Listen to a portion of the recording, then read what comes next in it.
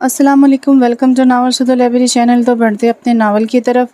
ठंड अच्छी खासी बढ़ गई थी और वो गर्म शॉल से महरूमा बार बार अपने बाजुओं को अपने जिस्म के गिर्द लपेट कर सलान का इंतजार कर रही थी, जो इससे भूल कर न जाने कहाँ निकल गया था। स्टेज पर अब इसकी दोस्त निमरा के हाथों पर मेहंदी लगने की साथ बाकायदा रस्म का आगाज़ हो गया था। वह जोम बढ़ जाने के बाद स्टेज से उठ आई थी और अब घर वापसी के लिए परतौर रही थी, मगर इसका भतीजा अरसलान कहीं दिखाई नहीं दे रहा था। बेबसी से वो करीब पड़ी कुर्सी पर टिक गई जब अचानक इसका सेल बज उठा था। स्क्रीन पर सारा का नंबर इसके नाम के साथ जगमगा रहा था। कैफिया ने कॉल पिक करने में एक लम्हा नहीं लगाया था। हेलो, अस्सलाम वालेकुम जानू, कैसी हो? दूसरी तरफ वो चेक रही थी। कैफिया के भी लब मुस्कुरा उठे थे। ठीक हो अल्हम्दुलिल्लाह, तुम सुनाओ कैसी गुजर रही है गांव की ज़िंदगी? A1 first class. तुम आओ ना यार, सच्ची गांव आकर पता चला है कि ज़िंदगी का असल लुत्फ़ क्या होता है। हाँ भाई, हर चीज़ खालिश जो मिलती है वहाँ। मुझे याद तो नहीं किया होगा इन 6-7 दिनों में। सरदा भर कर वो अब इससे गिला कर रही थी। दूसरी तरफ सारा इसके मासूम से गिले पर धीरे से मुस्कुरा दी। पागल है तू? भला ऐसा मुमकिन है कि मैं कहीं भी रहते हुए तुझे याद ना करूं? हाँ, मुमकिन तो नहीं, मगर तेरा पता कहाँ चलता है। खैर, अपने हीरो के सुनाओ, क्या हाल हवाल है? हाल हवाल क्या होने हैं यार, यहीं गांव के करीब पोस्टिंग हो गई है इसकी। हाँ, दूसरे दिन टपका रहता है, ऊपर से ऐसी शरारती निगाहों से देखता है कि अच्छी बड़ी लड़की होकर कंफ्यूज हो जाती हूँ। किसी दिन ज़िया भाई ने देख लिया तो शामत आ जाएगी। क्या शामत आ जाएगी? पुलिस ऑफिसर हैं जनाब तेरे वो, कोई मामूली मज़ारा नहीं जो शामत आ जाएगी। वो फ़ौरन इसके दफ़ा में बोली थी। सारा शर्मीले से अंदाज में मुस्कुरा दी। और हाँ, ये जो गांव की ज़िंदगी की खूबसूरती के किस्से कसीदे पढ़ रही है ना, पढ़ी है तो इसकी वजह भी समझ में आ रही है मुझे। बस रहने दे, अब ऐसे भी सर ख्वाब के पढ़ने लगे इसमें। तुझे तो यूं ही शौक़ रहता है इसकी कसीदा ख़्वानी का। खैर, क्या कर रही हो इस वक्त? कुछ नहीं, निमरा की मेहंदी की तकरीब में आई बैठी हूँ। तुम क्यों नहीं आई? जो सवाल सबसे पहले पूछना था इसका मौका आखिर में मिला था इसे। बस यूं ही यार, तुझे तो पता है मेरे भाई कितने सख्त है। गाँव आकर तो दहलीज से बाहर कदम रखने की इजाज़त भी नहीं मिलती। खैर, तू तकरीब इंजॉय कर, मैं ज़रा चाय बना लूँ। भाई वगैरह बस आने ही वाले होंगे। जल्द ही गुफ्तगू समेट कर उसने कॉल ड्रॉप कर दी तो कैफिया फिर से अरसलान का नंबर प्रेस करने लगी। इस सिलसिला में अचानक इसकी तवज्जो अपने से कुछ फासले पर बैठी हुई छोटी सी बच्ची और इसकी गोद में चढ़े बामुश्किल 2 साल क्यूट बच्चे की जानिब हुई थी, क्योंकि बच्चा ज़िद में और इसकी आंखों में के सामने बच्ची की गोद से फिसल कर ज़मीन पर गिर पड़ा था और अब हलक फाड़ कर रो रहा था। मगर वहाँ इसकी तरफ मतवज्जो होने वाला कोई भी नहीं था, क्योंकि तकरीब में मौजूद लगभग सभी लोग स्टेज पर जारी मेहंदी की रस्म में मसरूफ़ थे। अरसलान का नंबर ऑफ मिल रहा था और इधर बामुश्किल 6 साला बच्ची ज़मीन पर गिरे हुए बच्चे को उठा रही थी, संभालने की कोशिश कर रही थी, मगर बच्चा अपनी ज़िद में इसके काबू में नहीं आ रहा था। तब मजबूर अपने दिल के हाथों मजबूर बायस इससे अपनी नशिस्त छोड़नी पड़ी। बेटे, भाई इतना रो रहा है, जाओ मम्मा को बुलाकर लाओ। मामा कहाँ हैं आपकी? झुककर ज़मीन पर एड़ियाँ रगड़ते बच्चे को ज़बरदस्ती ऊपर उठाती उसने बच्ची से कहा था। जब वो हैरानी से पलकर छपक छपक इसकी तरफ देखती, आस्तगी से सर झुकागी। मेरी मामा नहीं है। अरे क्यों? मेरा मतलब है कहाँ गई हैं आपकी मम्मा? बच्ची के मासूमियत से कहने पर वो फ़ौरन कोई तौर पर कुछ ना समझ सकी, तभी वो बोली, अला मियाँ के पास।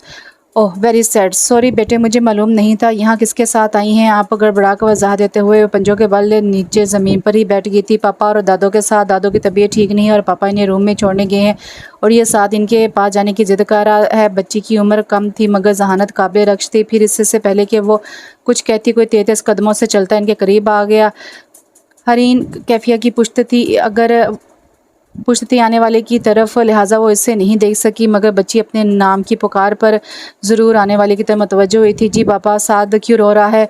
एक नज़र कैफिया पर डालते हुए इसने अपने दोनों हाथ पैंट की जेब में घुसाए थे। कैफिया चाहते हुए भी मुड़कर इसके चेहरे पर पहली बेजारी ना देख सकी। पापा साद आपके पास जाने की ज़िद कर रहा था। हरीन वजाहत दे रही थी। कैफिया साद को आराम से कुर्सी पर बैठाते हुए खुद उठ खड़ी हुई। ओके बेटा, मैं चलती हूँ, अपना और भाई का ख्याल रखा करें। बच्ची के गाल को नरमी से छूकर वो वापस पलट गई। इसकी पुश्त पर खड़े अजीम हैदर लगारी ने फ़ौरन लपक कर बेटे को गोद में लिया और इसे चुप करवाने की कोशिश करने लगा। गुजरते हर दिन के साथ ठंड बढ़ रही थी। वो शाम के गहरे होते ही बड़ी भाभी की पुकार पर डाइजेस्ट फेंक कर 2-2 सीढ़ियाँ फलांगती नीचे सहन में उतर आई, जहाँ आज फिर सलार अफंदी खूब फैल कर बैठा इसके बड़े भाई के साथ गप्पे लड़ा रहा था। कहने कि वो खासा मैच्योर और ऑफिसर बंदा था, मगर सारा के साथ इसकी छेड़छाड़ और बचकाना हरकतें देखने से ताल्लुक़ रखती थी और जितना इसके साय से दूर भागती थी इतना ही वो करीब आके से जिज करता था। इस वक्त भी इसे देखकर मुंह फेरते हुए वो बड़े दिल फरेब अंदाज में मुस्कुराया था। सारा, मैंने सालन तैयार कर लिया है तो जल्दी से रोटी डाल ले, सलार भाई आए हुए हैं, तेरे भाई के साथ ही खाना खा लेंगे। जूँ ही इसने बावर्ची खाने में कदम रखा भाभी का हुक्मनामा शुरू हो गया। वो तब कर होंठ भींच गई, क्योंकि सामने बैठे बड़े भाई और सरार अफंदी की मौजूदगी में इनसे कुछ भी कहना मुमकिन नहीं था। ऐसे हुक्म सुनाकर अगले ही पल वो बच्ची खाने से बाहर निकल गई तो सारा ने जले दिल के साथ पीढ़ी संभाली, क्योंकि सलार की नज़र सीधी इसके तपे हुए चेहरे पर पड़ रही थी। वो इसे चढ़ाने के लिए मुस्कुरा रहा था। और सुना, वो बाबा हकीम के बेटे वाले केस का क्या बना? ज़िया भाई चूँकि अपने मामूजाद सलार से अफंदी से भी 6-7 साल बड़े थे, लिहाजा इसके साथ भी इनका सलूक बुजुर्गाना ही था, जैसे ही वो कतई महसूस नहीं करता था। इस वक्त भी इनके सवाल पर वो संजीदगी से बोला था, बनना क्या था भाई, 20 साल कैद बामशक्क़त की सज़ा होगी। मेरे आने से पहले ही मदइयों ने केस खड्डे लाइन लगवा दिया, अब क्या हो सकता है? हाँ, हो तो कुछ नहीं सकता, मगर बड़ी ज़्यादती हुई है बेचारे के साथ, एक ही बेटा, वो भी कतई बेकसूर। सही कहते हैं कि कहने वाले, ये पैसे बड़ी ज़ालिम चीज़ है। सज़ावार को फांसी के तख्त से बचा लाए और बेकसूर को सारी उम्र जेल में सज़ा साड़ दे। बंदा किस से गिला करे, कहाँ इंसाफ मांगने जाए। इनके लहजे में दर्द था। सलार इनकी रहमदिली के साथ से मुतासर हुए बगैर न रह सका। बस भाई, दुनिया का यही दस्तूर है, अब मैं और आप कितने लोगों को इंसाफ दिला सकते हैं? यहाँ तो हर फील्ड में काली भेड़ें मुँह छुपाए बैठी हैं। आला अफसरान तक बात पहुँचती ही नहीं और नीचे ज़िंदगियों के फैसले हो जाते हैं। ज़रा से पैसों के होने से रिपोर्ट आपके हक़ में और ना होने से रिपोर्ट मुखालिफ पार्टी के हक़ में। कौन देखता है ऐसी बेईमानी? और ज़रा सा कलम ही तो चलता। बहरहाल मैं अब चलता हूँ, आप फारिग हों तो कभी भाभी के साथ घर का चक्कर लगाइएगा। तेज़ी से अपनी बात मुकम्मल करते हुए उठ खड़ा हुआ तो सारा ने शुक्र का कलमा पड़ा। खाना खाकर जाना। सलार सारा रोटी डाल रही है, इसे उठते देखकर ज़िया भाई ने फ़ौरन रोकने की कोशिश की थी, मगर वो माज़रत कर गया। नहीं भाई, कल सही, आज कहीं जाना है, इसलिए थोड़ा सा मसरूफ़ हूँ। अच्छा फिर खुदा हाफिज़। इससे शायद कुछ याद आ गया था, सिर्फ फ़ौरन उठकर कमरे में नमाज़ पढ़ती फ़ायज़ा बेगम से प्यार लेकर सरसरी सी निगाह चलते हुए बच्ची खाने में बिल्कुल सामने पीढ़ी पर बैठी हुई सारा पर डालते हुए वो सराज से घर से बाहर निकल गया। सारा नायाब और कैफिया हमदानी की दोस्ती बचपन में ही इसी गांव में परवान चढ़ी थी। सारा की वालदा कैफिया की वालदा की बहुत अच्छी दोस्त थी और इनके वालिद का भी आपस में काफ़ी मिलना मिलाना था। यही वजह थी कि दोनों घराने बिला रोक टोक एक दूसरे के घर आते जाते थे। सारा अपनी वालिदैन की इकलौती बेटी और 3 बड़े भाइयों की वाहिद बहन थी। इसके दादा वसी ज़मीनें और बागात वगैरह के साथ साथ शहर के कई मकानात के मालिक थे। इनकी रहलत के बाद इनकी सारी जायदाद इसके वालिद साहब के हिस्से में आ गई, क्योंकि अपने वालिद के इकलौते वारिस थे। अब चूँकि इसकी वालिद की भी रहलत हो चुकी थी तो सारी जायदाद इसके भाइयों के कब्ज़े में आ गई थी। वालिदा की ज़िंदगी तक इसकी ज़िंदगी बड़ी पुरआसाइश थी। इससे पढ़ लिख कर कुछ ना कुछ बनने का शौक़ था, मगर इसके भाई इसकी प्राइमरी के बाद तलीम के हक़ में नहीं थे। इनका बस ना चलता कि आगे पढ़ने की ख्वाहिश करने पर वो इसकी सांस रोक देते। ताहम इसके वालिद ने इसका साथ दिया था। अपने बेटों की मर्ज़ी के ख़िलाफ़ उन्होंने इकलौती बेटी की ख्वाहिश पर ना सिर्फ इससे आला तलीम हासिल करने की इजाज़त दी, बल्कि शहर में इसके क़याम के लिए हॉस्टल में रहने की इजाज़त भी दे दी, जो कम से कम इसके भाइयों के लिए किसी तौर पर काबिल बर्दाश्त नहीं था। मगर मुसीबत ये थी कि तीनों में से कोई भी बाप के फ़ैसलों में टांग अड़ाने की जुर्रत नहीं रखता था। सलार इसके मामू का छोटा बेटा था। इसकी फूफो इसके वालिद की छोटी बहन थी और इसके बस 2 ही बेटे थे। बड़ा बेटा आर्मी में था और हर 6 माह के बाद मोती शहरों में इसकी पोस्टिंग होती रहती थी। सलार को पुलिस लाइन में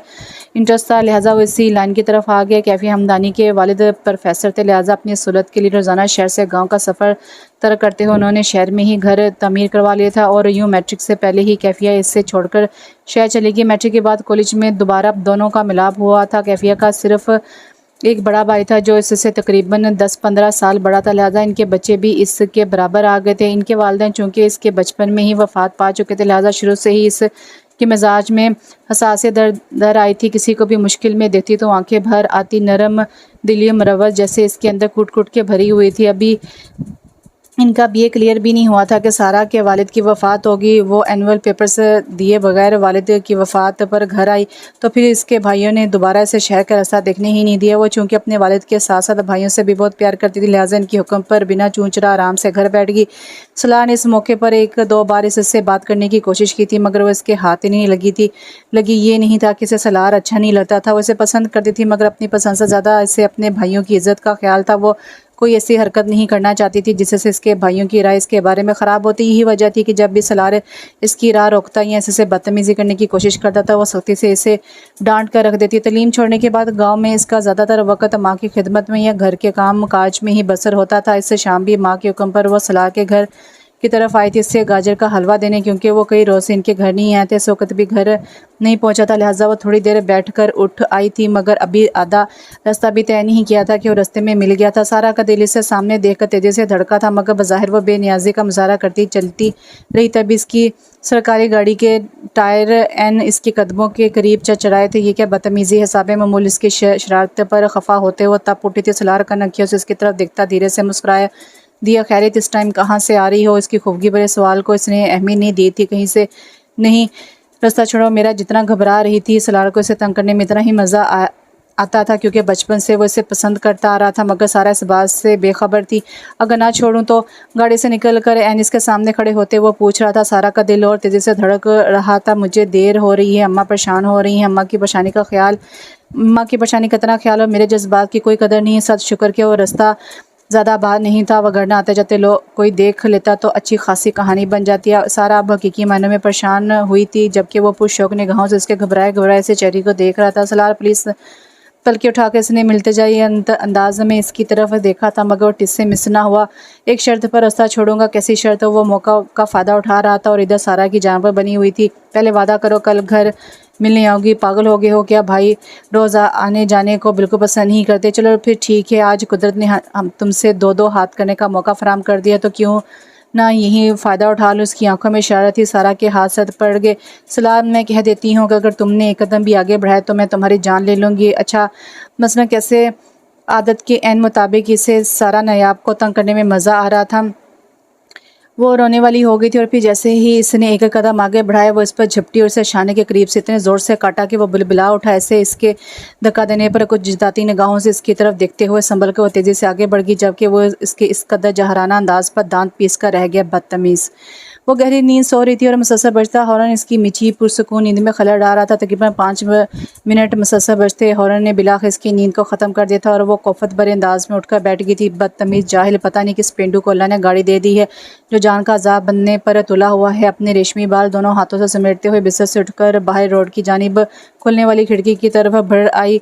पिछले 4 रोज़ की मानिंद इस वक्त भी इसके घर के ऐन सामने वाले बंगले के बड़े से गेट के सामने गाड़ी खड़ी थी और कोई हॉर्न पे हाथ रख से हटाना भूल गया था। एक नंबर का लोफर आवारा शख्स है। भला ये कोई वक्त है घर वापसी का? ऊपर से नवाबियाँ देखो अपने घर के अफराद का नहीं तो कम से कम महल्ले वालों के सुकून और आराम का ही ख्याल करें। मगर इतनी तमीज़ अल्लाह ने दी हो तो तब ना गुस्से में अपने नाखून चबाती हुए वो जाने क्या क्या बोले जा रही थी। फजर की अज़ान होने में बस कुछ ही वक्त बाकी था, लिहाजा तहज्जुद की नमाज की नीयत से वुज़ू करने वो वॉशरूम में घुस गई। 4 नवाफिल की अदायगी के बाद एक अजीब सा नूर भरे सुकून ने इसे अपने हज़ार में ले लिया और वही मसले पर बैठी फजर की अज़ान तक मुख्तलिफ आयत का विर्द करती रही। फिर फजर की नमाज मुकम्मल यकसोई से अदा करके कुछ देर कलाम पाक की तिलावत की और फिर कमरे से निकल आई। नीचे किचन में साबे मामूल भाभी नाश्ता बनाने में मसरूफ़ थी और इनका सबसे छोटा बेटा किचन में ही इनके पास खड़ा था और ठिठलाते हुए जाने किस चीज़ की फरमाइश करता।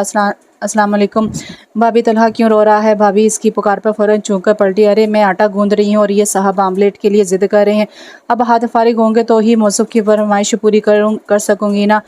हाँ, बात तो बिल्कुल ठीक है आपकी। ये अपने तलहा साहब दिन ब दिन कुछ ज़्यादा ही ख़राब नहीं होते जा रहे। एक छोटी सी धब अपने नन्हे मुन्ने भतीजे की पुश्त पर रसीद करते उसने अपनी सदा सी भाभी के शिकवे को खूब इंजॉय किया था। फिर इनके फारिग होने से कबल ही इसने आमलेट बनाकर भतीजे साहब की फरमाइश पूरी कर देती। भाभी, ये सामने बंगले में कौन जाहिल लोग आकर ठहरे हैं? भतीजे की टेंट बंद होते ही इसने भाभी से पूछा था, क्योंकि कल रात की बेआरामी इसे भतीजे को रोते देखकर फिर याद आ गई थी। भाभी ने इसके सवाल पर हल्का सा कहका लगाया था। अरे जाहिल कहाँ, खासी पढ़ी लिखी फैमिली है। बेचारी ज़ैनब बीबी के शोहर PIA में 22 डिग्री के ऑफिसर थे। चंद साल पहले इनकी राहत हो गई। अब अकलौता बेटा सुना है PAI में पायलट है, 2 छोटे छोटे बच्चे हैं। मौसफ़ के अभी कुछ अर्सा पहले इसकी बीवी की भी अचानक वफ़ात हो गई, इसलिए खासा सरफिरा हो गया है। सुना है बहुत प्यार करता है, अपनी बीवी से मोहब्बत की शादी थी। Oh very sad. वैसे आपको ये सारी मालूमात कहाँ से हासिल हुई? बहुत अच्छी खातून है ज़ैनब भी, तुम इनके चेहरे पर बिखरा नूर देखो ना, कैफ तो सच हैरान हो जाओगी। हर वक्त वज़ू में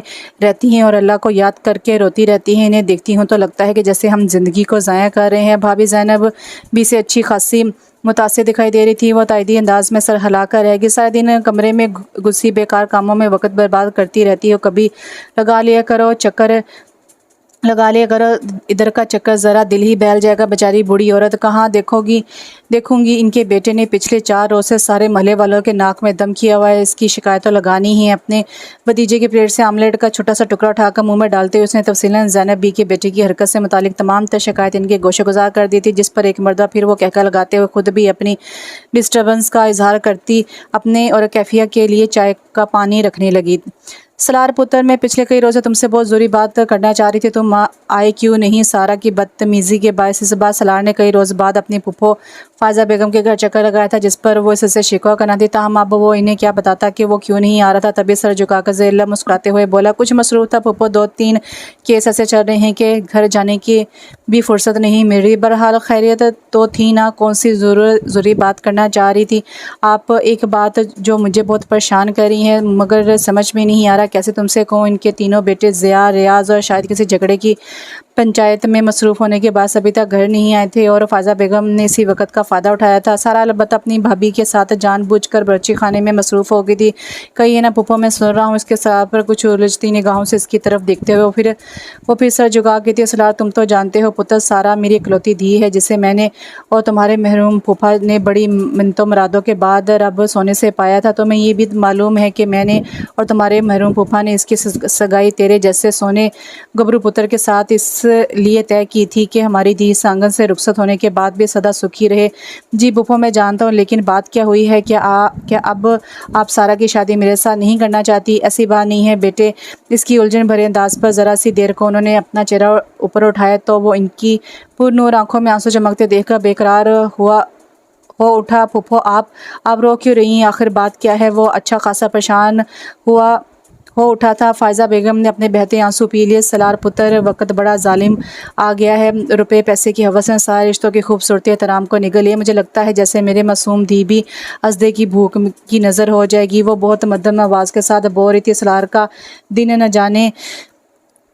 दिल न जाने से खदशे के साथ से धड़क उठा। आप कहना क्या चाहती हैं पुप्पो? वही जो मुझे नहीं कहना चाहिए। सलार, तुम अभी इनकी बात मुकम्मल भी नहीं हुई थी कि ब्रोनी दरवाज़ा ठक से खुला और अगले ही पल ज़िया, रियाज़ और शाहिद खासे खुशगवार मूड के साथ घर के अंदर चले आए। ये लोग आ गए हैं, मैं तुमसे बाद में बात करूंगी। कल या परसों चक्कर ज़रूर लगाना। अपने बेटे को आता देखकर वो अचानक बोल खिला गई थी, जिस पर सलार मज़ीद उलझ कर रह गया था। ताम इससे पहले कि वो इनसे कुछ पूछता, शाहिद थल थल करता वहीं फ़ायज़ा बेगम के कमरे में चला आया। मेरा यार आया हुआ है, बड़े दिनों के बाद शक्ल दिखाई है। तूने कैसी चल रही है तेरी थानेदारी? इससे बलगीर होकर सलार के मजबूत वजूद को अपनी ताकतवर बाहों में कसते हुए इसने पूछा तो मजबूरन सलार को दिखावे की मुस्कुराहट लबों पर सजानी पड़ी। अच्छी चल रही है, तू सुना कहाँ मसरूफ़ रहता है आजकल? सारा दिन कहाँ होना है यार? इन कमीन लोगों के झगड़े ही ख़त्म नहीं होते। वो असलम लोहार नहीं है, इसकी बेटी की किसी ने इज्जत ख़राब करके लाश मेरे यार राशिद के खेतों में फेंक दी। सारा गाँव इस पर शक कर रहा था। बड़ी मुश्किल से जान छुड़ा कर आया हूँ इसकी। शाहिद के लहजे में गहरा सुकून और फ़ख्र था। सलार का नखियों से देख कर रह गया। कैसे छुड़ा कर आए हो जान? कैसे छुड़ानी थी यार? इन कमीन भूखे नंगे लोगों को जब तक इनकी औकात याद ना दिलाऊं ये सीधी राह पर नहीं आते। मेरा ख्याल था कुछ रुपए पैसे से बात बन जाएगी, मगर वो साली असलम लोहार की बीवी बात ही नहीं मान रही थी। घूम गया मेरा मीटर और मैंने सारा केस खुद इन दोनों मियाँ बीवी पर डालकर अंदर करवा दिए। इन्हें अब देखूंगा कैसे चिड़चिड़ करती है मेरे सामने। सलार को इससे ऐसे ही जवाब की तवक्को थी, लिहाजा लब बींच कर रुख फेर लिया। ज़िया भाई और रियाज भी इस मसले पर गुफ्तगू कर रहे थे और फ़ायज़ा बेगम को तसल्ली देकर सहन में इनके पास आ बैठा। शहज़ादे, सुना आजकल बड़ी नेकी और भलाई की मुहिम पर लगा है। ख्याल रखना यार, पानी में रहकर कोई मगरमच्छ से बैर नहीं लेता और तेरी जो नौकरी है इसमें तो वैसे भी ईमानदारी नहीं चलती। बंदा ज़्यादा सीधा होकर चले तो मुंह के बल गिरना पड़ता है। समझ रही हो ना मेरी बात? रियाज भाई ने इसके पीठ थपथपाते हुए 1000 बार पहले की हुई बात नसीहत फिर इसके कान में और डेली जिसे वो मामूल के मुताबिक सुनी अनसुनी करते हो। सर झिड़ा गया, मुझे ऐसे चंद अफसरान की नेकी और भलाई से कुछ नहीं होता। रियाज भाई, जितना जहर इस मुल्क की जड़ों में फैल चुका है, इसके लिए बड़े बड़े पैमाने पर सफाई की ज़रूरत है। आप इत्मीनान रखिए, अभी इन छोटे मोटे देहातों में आप जैसे बादशाह ज़मींदारों की ताकत का सूरज डूबने वाला नहीं। इसकी ज़िंदगी से कई बात पर रियाज वडेरा ने बड़ा बेढंगा कहका लगाया था। वो इनके करीब से उठकर किचन के दरवाजे पर आन खड़ा हुआ। भाभी, एक गिलास पानी मिलेगा? नजर चावल पकाती सारा के तपे हुए चेहरे पर जमा कर वो बज़ाहिर ज़िया भाई की बीवी ज़हरा से पानी मांग रहा था, जो उसकी शर्त पर खुद भी मुस्कुरा उठी थी। देती हूँ, सारा चावल बना रही है, चावल खा कर जाना नहीं भाभी, रहने दे। ऑलरेडी इनके हाथों बहुत कुछ खा चुका हूँ मैं, खूबसूरत निगाहों में हज़ारों शिकवे मचल रहे थे। वो इसकी तरफ से दनासा रुख फेर गई। आज सर्दी में पहले की निस्बत ज़्यादा शिद्दत महसूस हो रही है ना भाभी? ज़हरा से गिलास लेकर पानी पीने के बहाने वो पंजों के बल चूल्हे के करीब सारा के सामने ही बैठ गया था, जिस पर वो खूबगी से इसकी तरफ देखती हुई मध्यम लहजे में बोली, मुझे तुमसे ज़रूरी बात करनी थी। कल इतवार है, तुम घर पर होगे ना? नहीं, घर पर तो नहीं होगा, लेकिन आ जाऊँगा। क्यों, खैरियत है ना? पता नहीं, कल असर के बाद चक्कर लगाऊंगी, आ जाना घर। ठीक है, जो सरकार का हुक्म। अब आप जाओ। हाँ, लकड़ियाँ गीली होने की वजह से इसके साथ साथ सलार भी चूल्हे से उठता धुआं बर्दाश्त करना मुश्किल हो रहा था, लिहाजा लू देती निगाहों से कुछ पल मुस्कुरा कर इसे देखने के बाद उसके करीब से उठाया था। अगले रोज़ असर की नमाज के बाद वो भाभी को बताकर फ़ायज़ा बेगम की बाकायदा इजाज़त से सलार अफंदी के घर चली गई थी। इसकी भाभी फातिमा सेहन में झाड़ू लगा रही थी, जबकि अम्मा बेगम अभी जाए नमाज पर बैठी मुफ्ती तस्बीहात का विर्द कर रही थी। वो कुछ देर इनके पास से बैठ के इधर उधर की बातें करने के बाद सलार के पकाने पर इसके कमरे की तरफ चली आई थी। शदीद सर्द मौसम में भी इसने यूनिफॉर्म शर्ट उतार कर सिर्फ बुनैन पहन रखी थी। वो एक नज़र से बिस्तर में गुस्से देख कर जज्बर सी हो गई। आ जाओ यार, कब से राह देख रहा हूँ। तुम तो अमेरिकी वज़ीर ख़ारजा बन गई हो। कोनियों के बल उठकर वो बेड की पट्टी से टेक लगा कर बैठ गया था। सारा ने बेड से कदरे फासले पर पड़ी कुर्सी संभाल ली और अल्लाह माफ़ रखे, मुझे अमेरिकी वज़ीर ख़ारजा बनने से सही कह रही हूँ। कहाँ वो परियों सी सूरत और कहाँ तुम चुड़ैलों की मलका। इसको चुड़ैल कहने पर सारा इसे घूर कर रहेगी। तुम्हें कौन कहता है कि चुड़ैलों की मलका के नाज उठा। वैसे भी यहाँ इस वक्त मैं तुमसे लड़ने के लिए नहीं आई। अच्छा, फिर क्या प्यार करने आई हो? वो निचला लब दबाकर उसके शाह से कहने पर वो फिर सुलग कर रहेगी। सलार, अगर तुमने ऐसी फजूल बातें करनी है तो मैं जा रही हूँ घर वापस। ऐसे लफ्ज़ों से ज़्यादा इसकी निगाहों से उलझन हुई थी। तभी फ़ौरन उठ खड़ी हुई तो वो गड़बड़ा गया। बैठो, जान निकाल दूंगा अगर यहाँ से हिली तो। कंबल फेंक कर वो बिस्तर से निकल आया था। ना चार इससे दोबारा बैठना पड़ा। चलो बोलो, क्या बात है? पप्पो भी कुछ कहना चाह रही थी मगर बात अधूरी रहेगी। मुझे इनका तो नहीं पता वो क्या कहना चाह रही थी, मगर जो बात मैं कहना चाह रही थी वो ये है कि अभी कुछ रोज़ कबल यहाँ असलम लोहार की बेटी का जो कत्ल हुआ है, मैं इसे बहुत अच्छी तरह से जानती हूँ। इस लड़की का हमारे घर बहुत आना जाना था और जो शाहिद भाई है ना, इनकी भी काफ़ी नीयत ख़राब थी। इस पर मेरे सामने कहीं बाहर इसकी बाहें पकड़ी थी इसने, जिस पर एक बार इसने थप्पड़ भी मारा था इन्हें। ये बात अभी ज़्यादा पुरानी नहीं हुई। सलार, इन लोगों के साथ बहुत ज़्यादती हुई है। मुझे लगता है कि इसके कत्ल में ज़रूर भाई के दोस्त का हाथ होगा।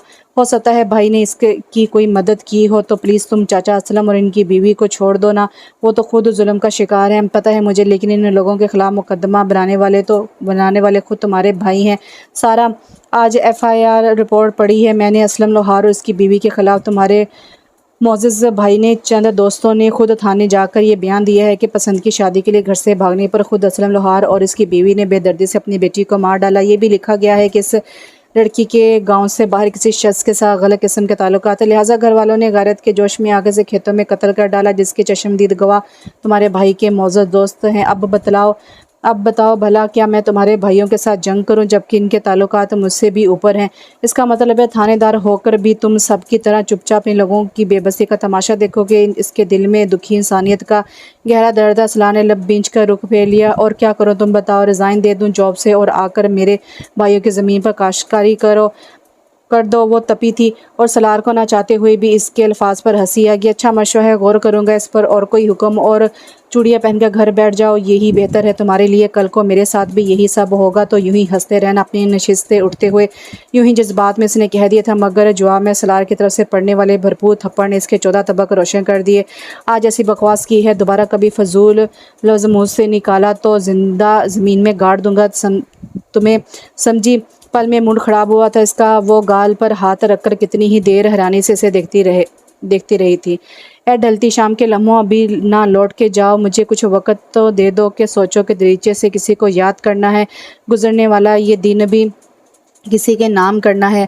शदीद बुखार के बावजूद खुद अपने आप से बेनियाज़ वो अपने घर के सरसब्ज़ लॉन में बैठा बेहद बिखरा हुआ दिखाई दे रहा था। कैफिया सुबह से कई बार इसे वहाँ बैठा देख चुकी थी। 2-3 दिन की हल्की हल्की बड़ी हुई शेव इसके अंदर के हाल का बाखूबी पता दे रही थी। वो यूं ही बेमकसद टेरेस के आनी जंगले पर कोनियाँ टकाए से अपने आप से बेनियाज धूप सेकते हुए देखती रही कि अचानक इससे हैरान होना पड़ा। अभी चंद रोज़ कबल निमरा की शादी की तकरीब में जो बच्ची से बहुत प्यारी लगी थी, वही बच्ची हाथ में कोई बर्तन उठाए अब इसके करीब खड़ी कह रही थी कि पापा ये दादों ने सूप बनाए हैं आपके लिए, पी लें। वो हूबहू अपनी माँ की कॉपी थी। अजीम ने एक नज़र इसके नन्हे से हाथों में पकड़े सूप के प्याले पर डालने के बाद इसके हाथ से प्याला पकड़कर अपने सामने धरे टेबल पर रखा और इसे प्यार से उठाकर अपनी गोद में बैठा दिया। हरीन हरीन क्या मामा अल्लाह मियाँ के पास जाने से पहले आपको ये कहकर गई थी कि आपने इनके बाद इस तरह से पापा का ख्याल रखना है? पलकों के गोशों में हल्की हल्की सी नमी अभी भी खुश्क नहीं हुई थी।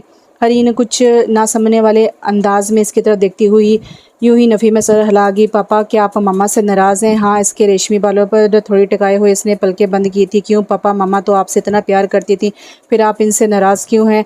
आपकी मामा ने अच्छा नहीं किया मेरे साथ बेटे। कोई यूं किसी को बीच राह में छोड़कर हमेशा के लिए दूर जाता है? इसकी पलकें अभी भी बंद थी। कैफिया हैरान को निगाहों से कुछ भी ना सुनाई देने के बावजूद इसे देखती रही। वो शख्स अपनी सुर्ख सफ़ेद रंगत के साथ वजाहत में बेमिसाल था। फिर इसी रोज़ रात में बहुत देर तक वो सारा से इसे डिस्कस करती रही और वो सलार फंदी से मुतालिक जाने क्या क्या इसके गोशो गुजार करती रही।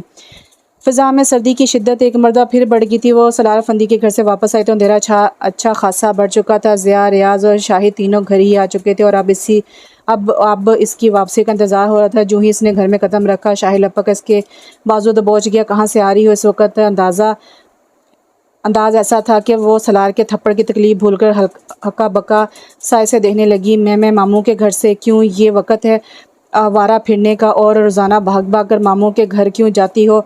अपने घर में चैन नहीं है तुम्हें? वो कहर की अलामत बना खड़ा था। सारा का इस गैर मतवक्का सूरत हाल पर हलकता खुशक हो गया। तभी से इनके वस में पड़ी चारपाई पर बैठे ज़िया भाई ने इसे आवाज़ दी, शायद बाजू छोड़ दे। सारा का इनके हुक्म पर फ़ौरन से घूरते हुए बाजू छोड़ कर इनके पास ही दोबारा जा बैठा। इसे समझा दें ज़िया भाई, मुझे इसका यूँ लूर आवारा फिरना और भाग भाग सलार के घर जाना बिल्कुल पसंद नहीं है। दोबारा असर के बाद घर से बाहर देखा तो खून पी जाऊंगा इसका। सारा को इसका इश्तियाल और जज्बा दोनों ही समझ नहीं आ रहे थे, लिहाजा वो बिना सर उठाए कमरे में फ़ायज़ा बेगम की जानिब बढ़ गई। ज़िया भाई अब शाहिद का गुस्सा ठंडा कर रहे थे और इस मकसद के लिए वो शाहिद के साथ साथ रियाज को भी उठाकर बैठक में ले आए थे। अब्बा की तरह आपने भी इसे बहुत सर पर चढ़ा रखा है भाई, मुझे इसकी ये आज़ादी पसंद नहीं है। अपनी ज़्यादा झाड़ते हुए इसने फिर गैरत दिखाई थी, जबकि रियाज के चेहरे पर मुकम्मल सुकून था। इसकी तबीयत ज़िया और शाहिद दोनों से ही मेल ना खाती थी। तभी ज़िया भाई ने सरसरी सी एक निगाह इसके सपाट चेहरे पर डालते हुए कदरे बैठे लहजे में कहा, ठंडा हो जा शाहिद, ठंडा हो जा। ये औरत ज़ात के मामलात ही ऐसे होते हैं अम्मी।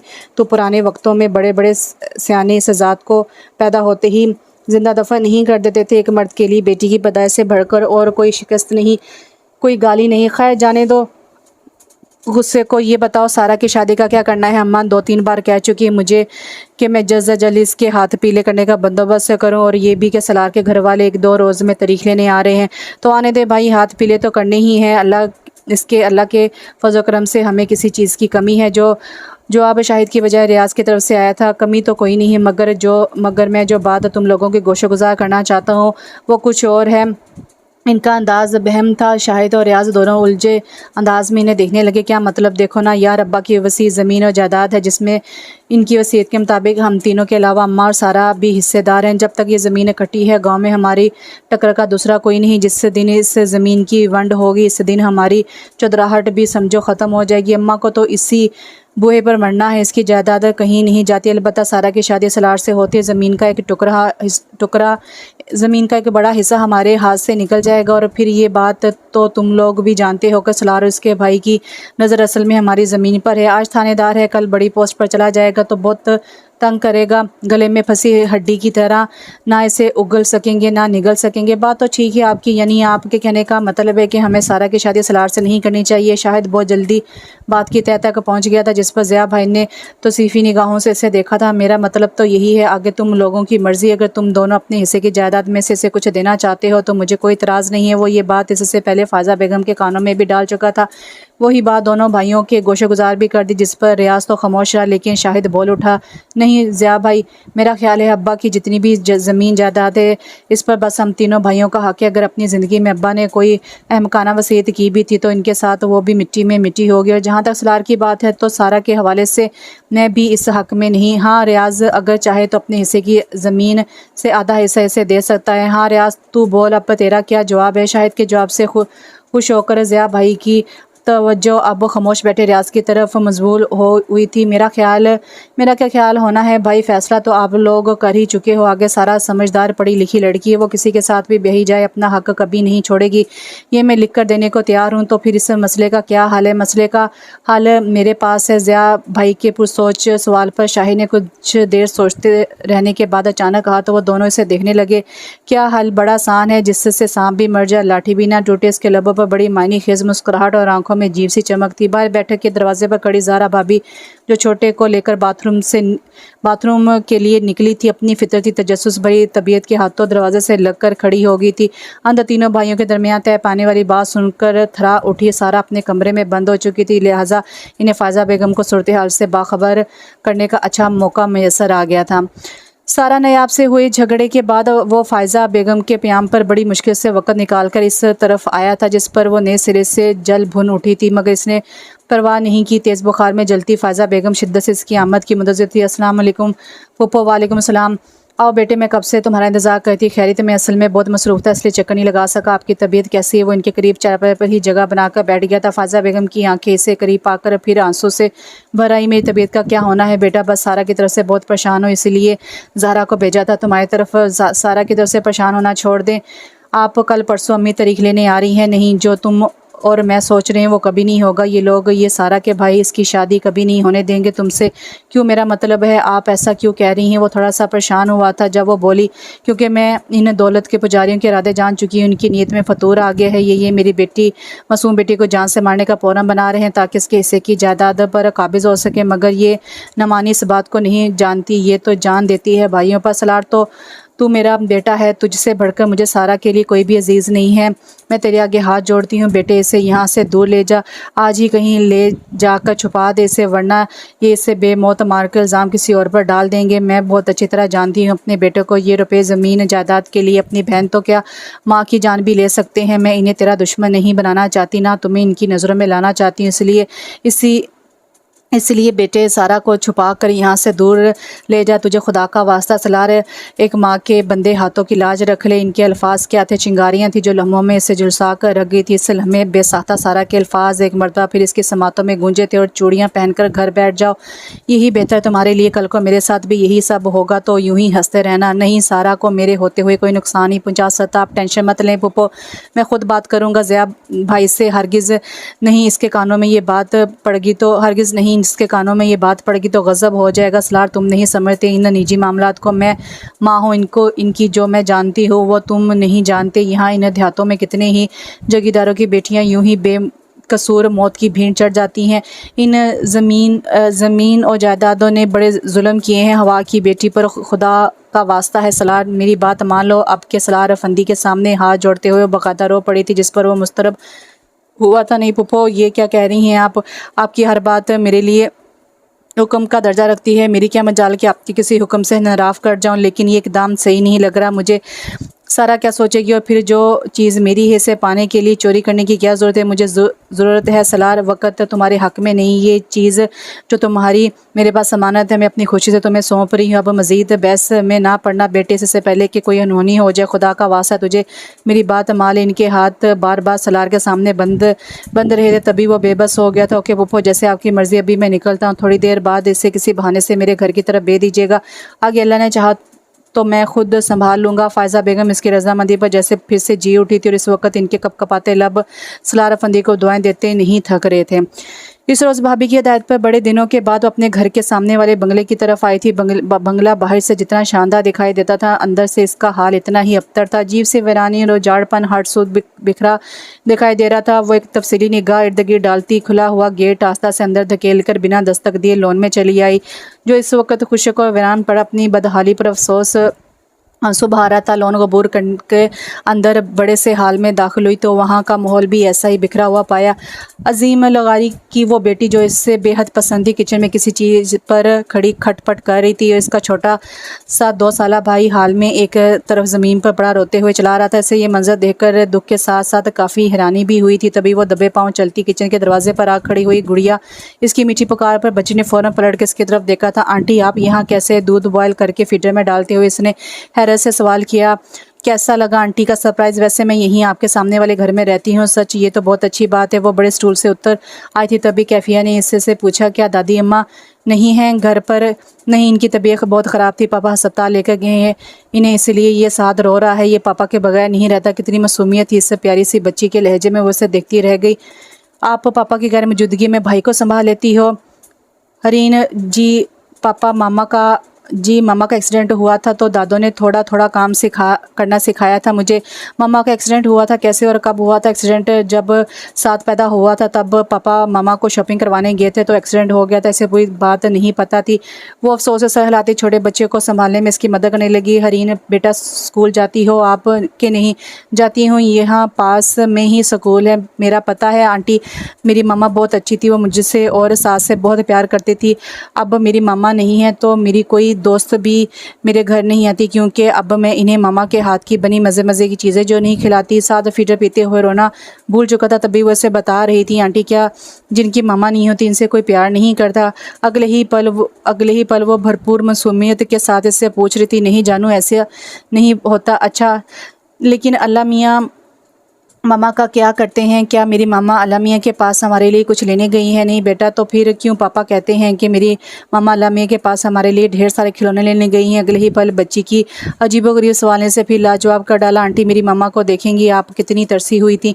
वो किसी की कंपनी की कैफिया की आंखें बेसाख्ता बच्ची के दुख पर आंसू से भर गई। हाँ में सर हिलाने पर वो बच्ची फ़ौरन भागते हुए गई और अपने माँ बाप के बेडरूम से एक बड़ी सी तस्वीर उठा लाई जिसमें माँ के साथ साथ इसका दूल्हा बना बाप भी अपनी नोखी झाप दिखला रहा था। वो कितनी ही दे दुल्हन बनी परी पैकर चेहरे वाली नाजुक सी दोशीज़ा और इसके पहलू में बैठे इस मसरूर से शानदार मर्द को देखती रही जो इस बच्ची का बाप था। मेरी मामा प्यारी है ना आंटी?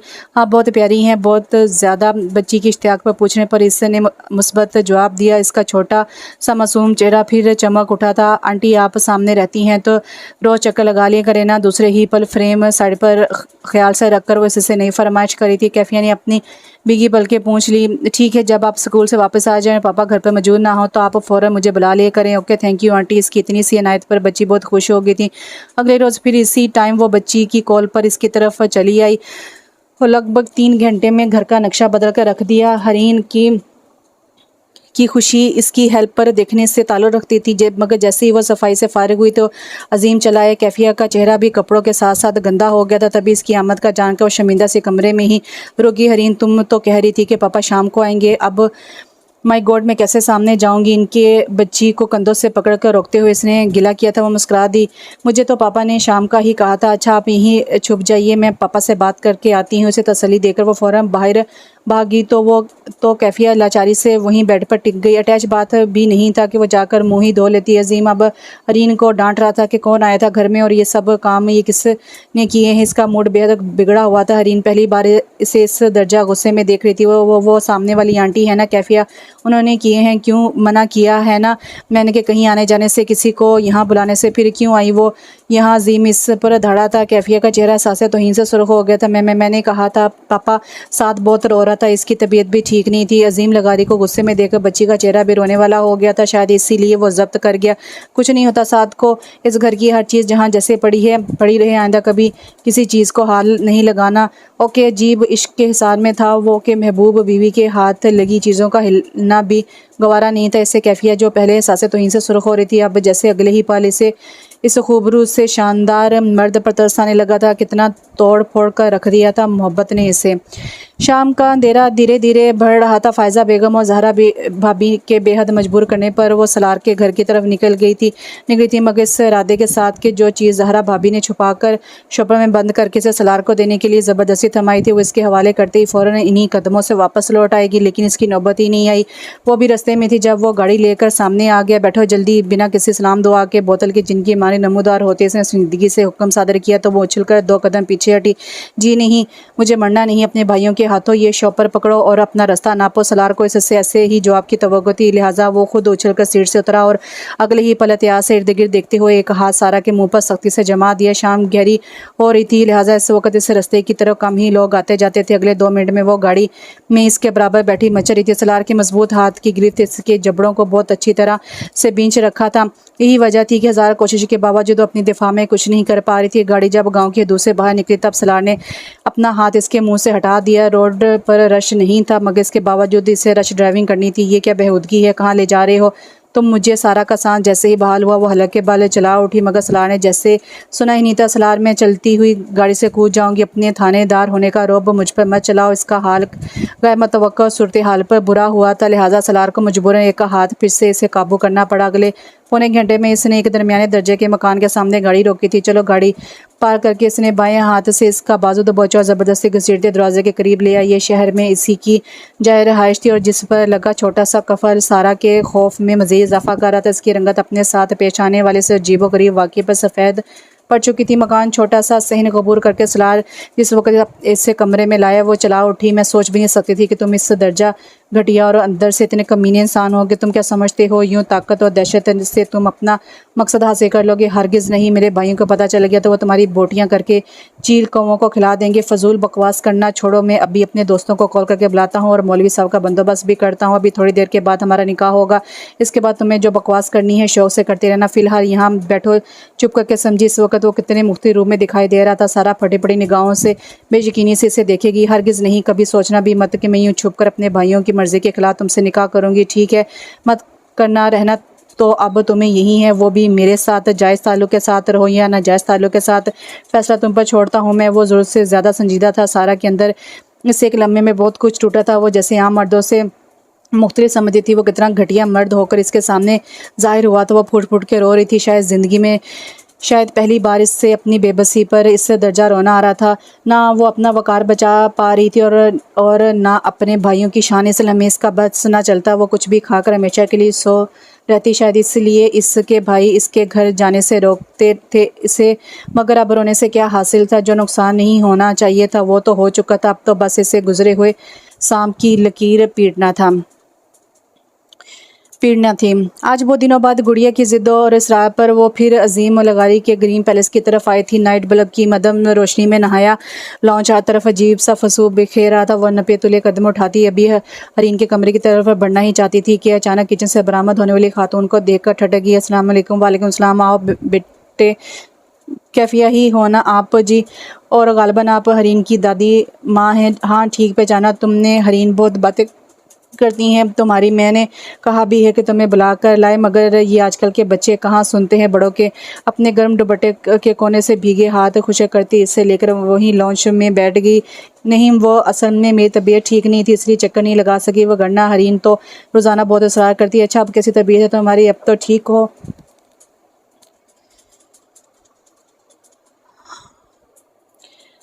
तुम्हारी अब तो ठीक हूँ हरीन, और साथ दिखाई नहीं दे रहे। हाँ, वो अभी अजीम के साथ बाहर गए हैं। पूरे 15 रोज़ के बाद घर आया है तो बच्चों को बाहर घुमाने के लिए गया। तुम बैठो आराम से, मैं चाय लाती हूँ तुम्हारे लिए। नहीं आंटी, बहुत शुक्रिया। तुम्हारे लिए?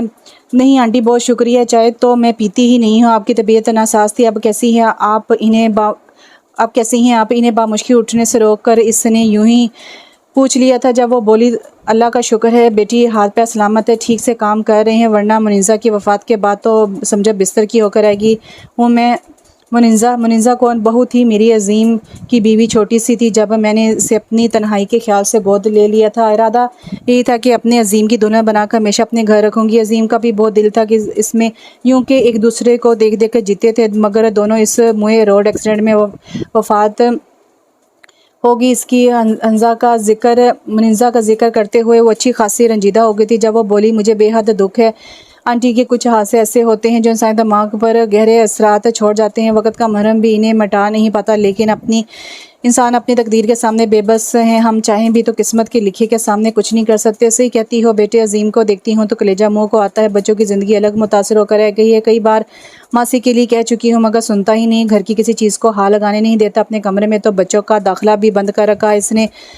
मैं बूढ़ी जान कहाँ तक इसका और इसके बच्चों का ख्याल रखूँगी। सारे घर का हाल देखो, धूल मिट्टी सटा पड़ा है। ज़ैनब बीबी अपने बेटे की बिखरी हालत और घर के हालात से खासी दिल बर्दाश्ता दिखाई दे रही थी और अफसोस से सर हिला कर रहेगी। जहाँ तक मेरा ख्याल है, इन्हें अपने घर में किसी का आना जाना भी गवारा नहीं है। नहीं बेटे, ऐसी बात नहीं है, बस ज़हनी तौर पर परेशान है तो ओल फोल कहता रहता है, लेकिन इसका ये मतलब हरगिज़ नहीं कि अंदर से भी ऐसा है। मेरे बेटे के हुस्न अखलाक और अच्छे किरदार की मिसालें दी जाती है। हमारे ख़ानदान में बेटे का जिक्र करते हुए ज़ैनब बीबी के चेहरे पर अजीब सी चमक आ गई थी। कैफिया भी उठने का इरादा ही कर रही थी कि वो अपने बच्चों के साथ तेते चलता हाल में आ गया।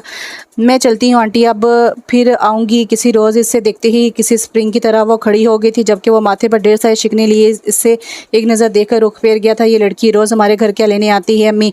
कैफिया की रुखसत होते ही वो खफा से मूड के साथ ज़ैनब बीबी से मुखातिब हुआ था। अरे हर रोज़ से क्या मुराद है तुम्हारी? इतने दिनों बाद चक्कर लगाए है बच्ची ने और तुम्हें ये भी गवारा नहीं? तुम ऐसा तो नहीं थे अजीम? अम्मी प्लीज़, जब मैं आऊँ आप सबको मना कर दें कि हमारे घर कोई ना आया करे। मुझे नफरत सी हो गई है दुनिया से। बुरी बात बेटा, इंसानी माशरती हैवान है, इस दुनिया से कटकर ज़िंदा नहीं रह सकता। तो मैं भी ज़िंदा हूँ अम्मी, हल्के भराए लहजे में कहता वो सोफे पर ढह गया था। ज़ैनब बीबी फिर दिल महसूस करके रह गई थी। ऐसा नहीं कहते बेटे, हर हाल में अल्लाह का शुक्र अदा करना बंदे पर वाजिब है। इससे क्या पड़ी है कि वो हर नेक और गुनाहगार का इम्तिहान लेता, फिर वो सिर्फ अपने बंदों का इम्तिहान लेता है जिन्हें अपनी बेशुमार नेमतों से नवाजना चाहता है। और अल्लाह की नेमतों इसके इनामों की कोई हद नहीं है, लेकिन मैं इसकी नेमतों इसकी आजमाइशों के काबिल नहीं हूँ। ये फैसला करने वाले तुम कौन होते हो बेटा? अल्लाह जानता है कि हम में से कौन किस काबिल है। बहरहाल जो हो चुका इस पर सब्र करना सीख लो। अपने दुख की भट्टी में इन लोगों को मत जलाओ जिनका कोई कसूर नहीं। अगर तुम दूसरी शादी का जिक्र भी पसंद नहीं करते तो कम से कम इस बच्ची को यहाँ आने से मत रखो जिससे तुमसे या इस घर से कोई गर्ज कोई लालच नहीं है। ज़ैनब बी के लहजे में रंजीदगी ही नहीं बल्कि हल्की सी सख्ती भी थी, लिहाजा वह चाहने के बावजूद कोई एहतजाज न कर सका। सारा का निकाह सलार अफंदी के साथ इसकी ख्वाहिश के अन मुताबिक हो चुका था और अब इस छोटे से फ्लैट में खूब रौनक लगी हुई थी। सलार के दोस्त इससे हंसी मजाक करते जबकि इनकी बीवियां सारा को गुदगुदाने की कोशिश में मसरूफ थी, मगर इसका ध्यान तो बार बार भड़क अपने गांव जा रहा था। पता नहीं इसकी प्यारी माँ किस हाल में थी। गाँव से अचानक इसकी गुमशुदगी की खबर सुनकर इसके गैरतमंद भाइयों पर क्या बीती होगी, इसे तो ये भी पता नहीं था कि घर से रुखसती के वक्त भाभी ने जो शॉपर सलार को देने के लिए ज़बरदस्ती से थमाया था, इसमें क्या था? कैसे जी बेबसी थी कि वो अपनी अजीज़ जान दोस्त कैफिया से बात करके इससे भी तमाम सूरत हाल से बाखबर नहीं कर सकती। सलार इसके घर चक्कर लगा कर आया था और अब अपने दोस्तों को बता रहा था कि सारा के भाई भूखे कुत्तों की तरह पागल होकर पूरे गांव में से तलाश कर रहे हैं। पुलिस लाइन में होने के वजह से लोग इस पर शक के बावजूद इसे इल्ज़ाम ठहराने में हिचकिचा रहे हैं। इसके दोस्त होटल से खाने का अरेंज करते हुए इससे मज़ीद एहतियात की तलकीन कर रहे थे और वह सर हिला रहा था। रात गए कहीं वो रुखसत हुए तो सारा ने शुक्र का कलमा पड़ा। इतनी देर तक सब कुछ जानते बूझते खामोश रहना और सब्र करके बनाव सिंगार के साथ बैठना अब इसके बर्दाश्त से बाहर हो रहा था। तभी सलार के दोस्तों और इनकी बीवियों की रुखसत होते ही वो एक झटके से उठी और पिनों से सेट किए दुपट्टे को बेदर्दी से नोचते हुए सर से उतार कर मोटा सा गोला बनाते हुए कमरे में दाखिल होते सलार फंदी पर दे मारा। तुमने मेरे साथ अपनी ताकत के बलबूते पर मकरो फरेब से जो कुछ भी किया है इसके लिए मैं कभी तुम्हें माफ़ नहीं करूँगी। अच्छी बात है, मैं माफ़ी मांग भी नहीं रहा तुमसे। वैसे भी अभी कुछ क्या कहूँ, अभी तो बहुत कुछ करना बाकी है। चमकती ज़हीन आँखों में शरारत लिए मज़े से कहता वो पलट कर कमरा लॉक कर गया था। सारा ने इस लम्हे इसके सामने खुद को बेबस महसूस किया। सलार, मैं कह देती हूँ अगर तुमने ज़बरदस्ती मेरे साथ ऐसी वैसी हरकत की तो तुम्हारे हक़ में अच्छा नहीं होगा। अच्छा, मसलन क्या करोगी तुम अगर मैं तुम्हारे साथ ऐसी वैसी कोई हरकत कर लूँगा? तो वो इसकी बेबसी से लुत्फ़ उठा रहा था और इधर सारा ने खुद को बेबस महसूस किया था। मैं अपनी जान ले लूँगी और साथ तुम्हारी भी। इससे अच्छी बात क्या हो सकती है? ले लो जान। खमार छलकाती है निगाहें इसके चेहरे पर गाड़ते हुए इसने अपनी मजबूत हाथों का दबाव इसके कमज़ोर शाने पर बढ़ाया था। तभी वो फूट कर रो पड़ी थी। तुम बहुत बुरे हो सलार, बेहद बुरे हो तुम। काश मैं पहले जान सकती। खुदा के हर काम में मसलियत होती है। ये भी अच्छा ही हुआ कि तुम पहले कुछ नहीं जान सकी। बहरहाल यहाँ तो तुम मुकम्मल मेरे रहमो करम पर हो। अगर अच्छे बच्चों की तरह ताउन करोगी तो फ़ायदे में रहोगी। बस सूरत दीगर तुम जानती हो कि मैं पुलिस वाला हूँ।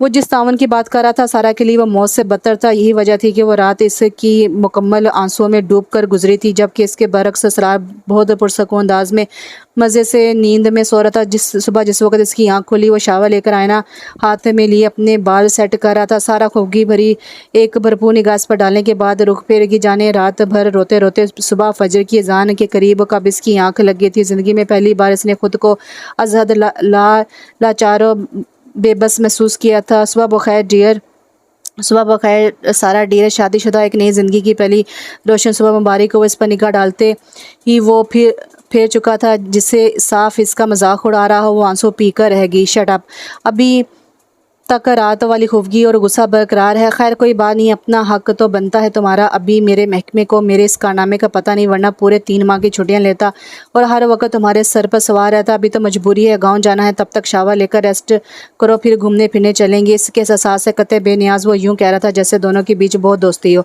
सारा इसके इरादे पर सर से लेकर पाँव तक सुलग गई थी।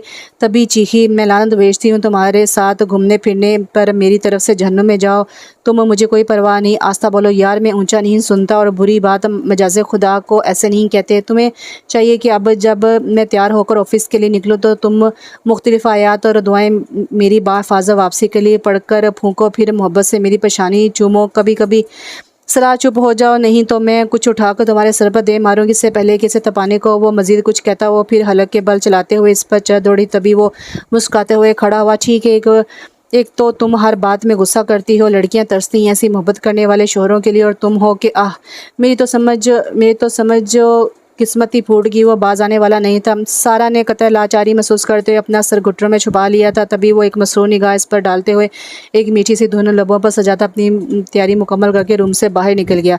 जबकि वो घुटनों में चेहरा छुपाए कितनी ही देर तक फिर आंसू बहाती रही थी। बहुत मासूम थे हम भी। हमें अब याद आता है कि हम एक अजनबी को उम्र की तारीक राहों में सहारा जान बैठे थे, कि इसके चांद चेहरे को हम अपने बख्त का रोशन सितारा मान बैठे थे। हमें मालूम ही कब था कि दहशत जिंदगानी में सहारे छूट जाते हैं। कभी ऐसा भी होता है, नज़रें जिन पर ठहरती हैं वो तारे टूट जाते हैं, खुद अपने रूठ जाते हैं। बहुत मासूम थे हम भी। हमें अब याद आता है पिछले कई दिनों से ज़ैनब बी की तबीयत नासाज थी, मगर वो ग्रीन पैलेस से जाने की बजाय बच्चों को अपने घर ही बुलवा लेती थी। सादा अब पाँव चलने लगा था। अजीम अपनी मसरूफियात के बावजूद ज़ैनब बी का ख्याल देखकर अंदर ही अंदर कुड़ता रहता था। इस रोज़ जैसे बेहद मजबूर होकर उसने हरीन को डांटा था। हरीन, तुम्हें नज़र नहीं आता दादी, माँ की तबीयत ठीक नहीं रहती और तुम जब देखो सामने वालों के घर घुसी रहती हो। इनके पास रहा करो, ख्याल रखा करो इनका। सॉरी पापा। छोटी सी मासूम बच्ची इसकी डांट पर फ़ौरन सैम का सर झुका गई थी। वो लब बिंच कर रुख फेर गई। इसी रोज़ रात में सर्दी की शिद्दत के बाद ज़ैनब बी की तबीयत अचानक खतरनाक हद तक बिगड़ गई। वो सिर्फ 3 रोज़ की छुट्टी पर घर आए थे। अब इस बिगड़ती सूरत हाल में खासा परेशान होकर बुलखलाहट उठा। रात के 3 बजे थे जब वो घर और बच्चों को खुदा के सुपुर्द करके ज़ैनब बी को अस्पताल ले गया, जहां फौरी तौर पर इन्हें इमरजेंसी वार्ड में दाखिल किया गया था।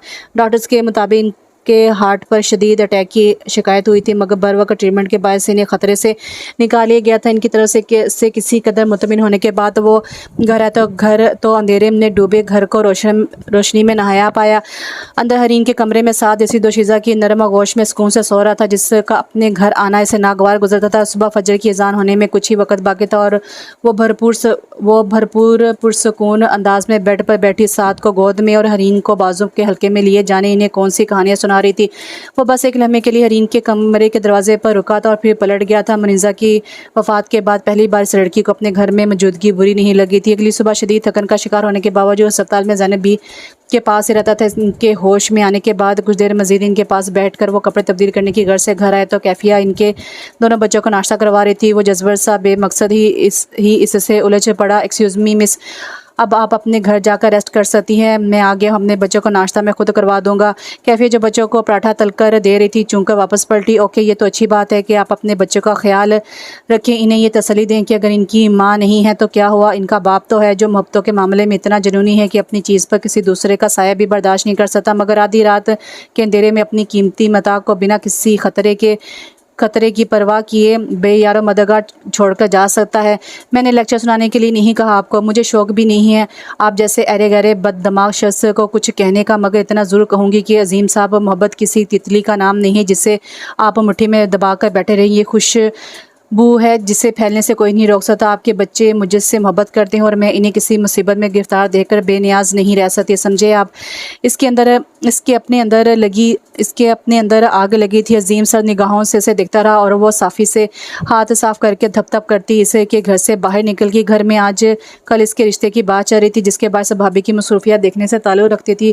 कैफिया को इससे सारे सिलसिले से कोई इंटरेस्ट नहीं था, लिहाजा वो अपने ही कामों में मसरूफ़ रहती थी। आजकल इसकी समझ में नहीं आ रहा था कि अजीम हैदर लगारी इसके सांप पर क्यों सवार हो गया था। सोते जागते उठते बैठते वो ना चाहते हुए भी इस शख्स से मुताल्लिक़ सोचने पर मजबूर थी। अपने बिखरे बिखरे से हुलिया लहजे के साथ वो इससे अच्छा लगने लगा था। यही वजह थी कि अना को दरमियान में लाए बगैर वो इसकी नापसंदगी की बावजूद इसकी गैर मौजूदगी में 2-3 बार इसके घर का चक्कर लगा चुकी थी। साद इसे आंटी की बजाय मामा कहता था, जिस पर हरीन हंसती थी, जबकि वो परेशान होकर इसकी तस्दीक करवाते हुए इसे आनी कहने पर मजबूर करती थी। बच्चों का खोया एतमाद आस्ता आस्ता वापस लौट रहा था और वो माँ की कमी इसकी ज़ात से पूरी करने की कोशिश कर रहे थे, जबकि वो अजीम को तंग करने और चिढ़ाने के लिए पहले से ज़्यादा बच्चों को अपने करीब करने की कोशिशों में मसरूफ़ अमल हो गई थी। साद अब अजीम से भी ज़्यादा इसके करीब आ गया था और अपनी इस जीत पर वो बेहद मसरूर थी।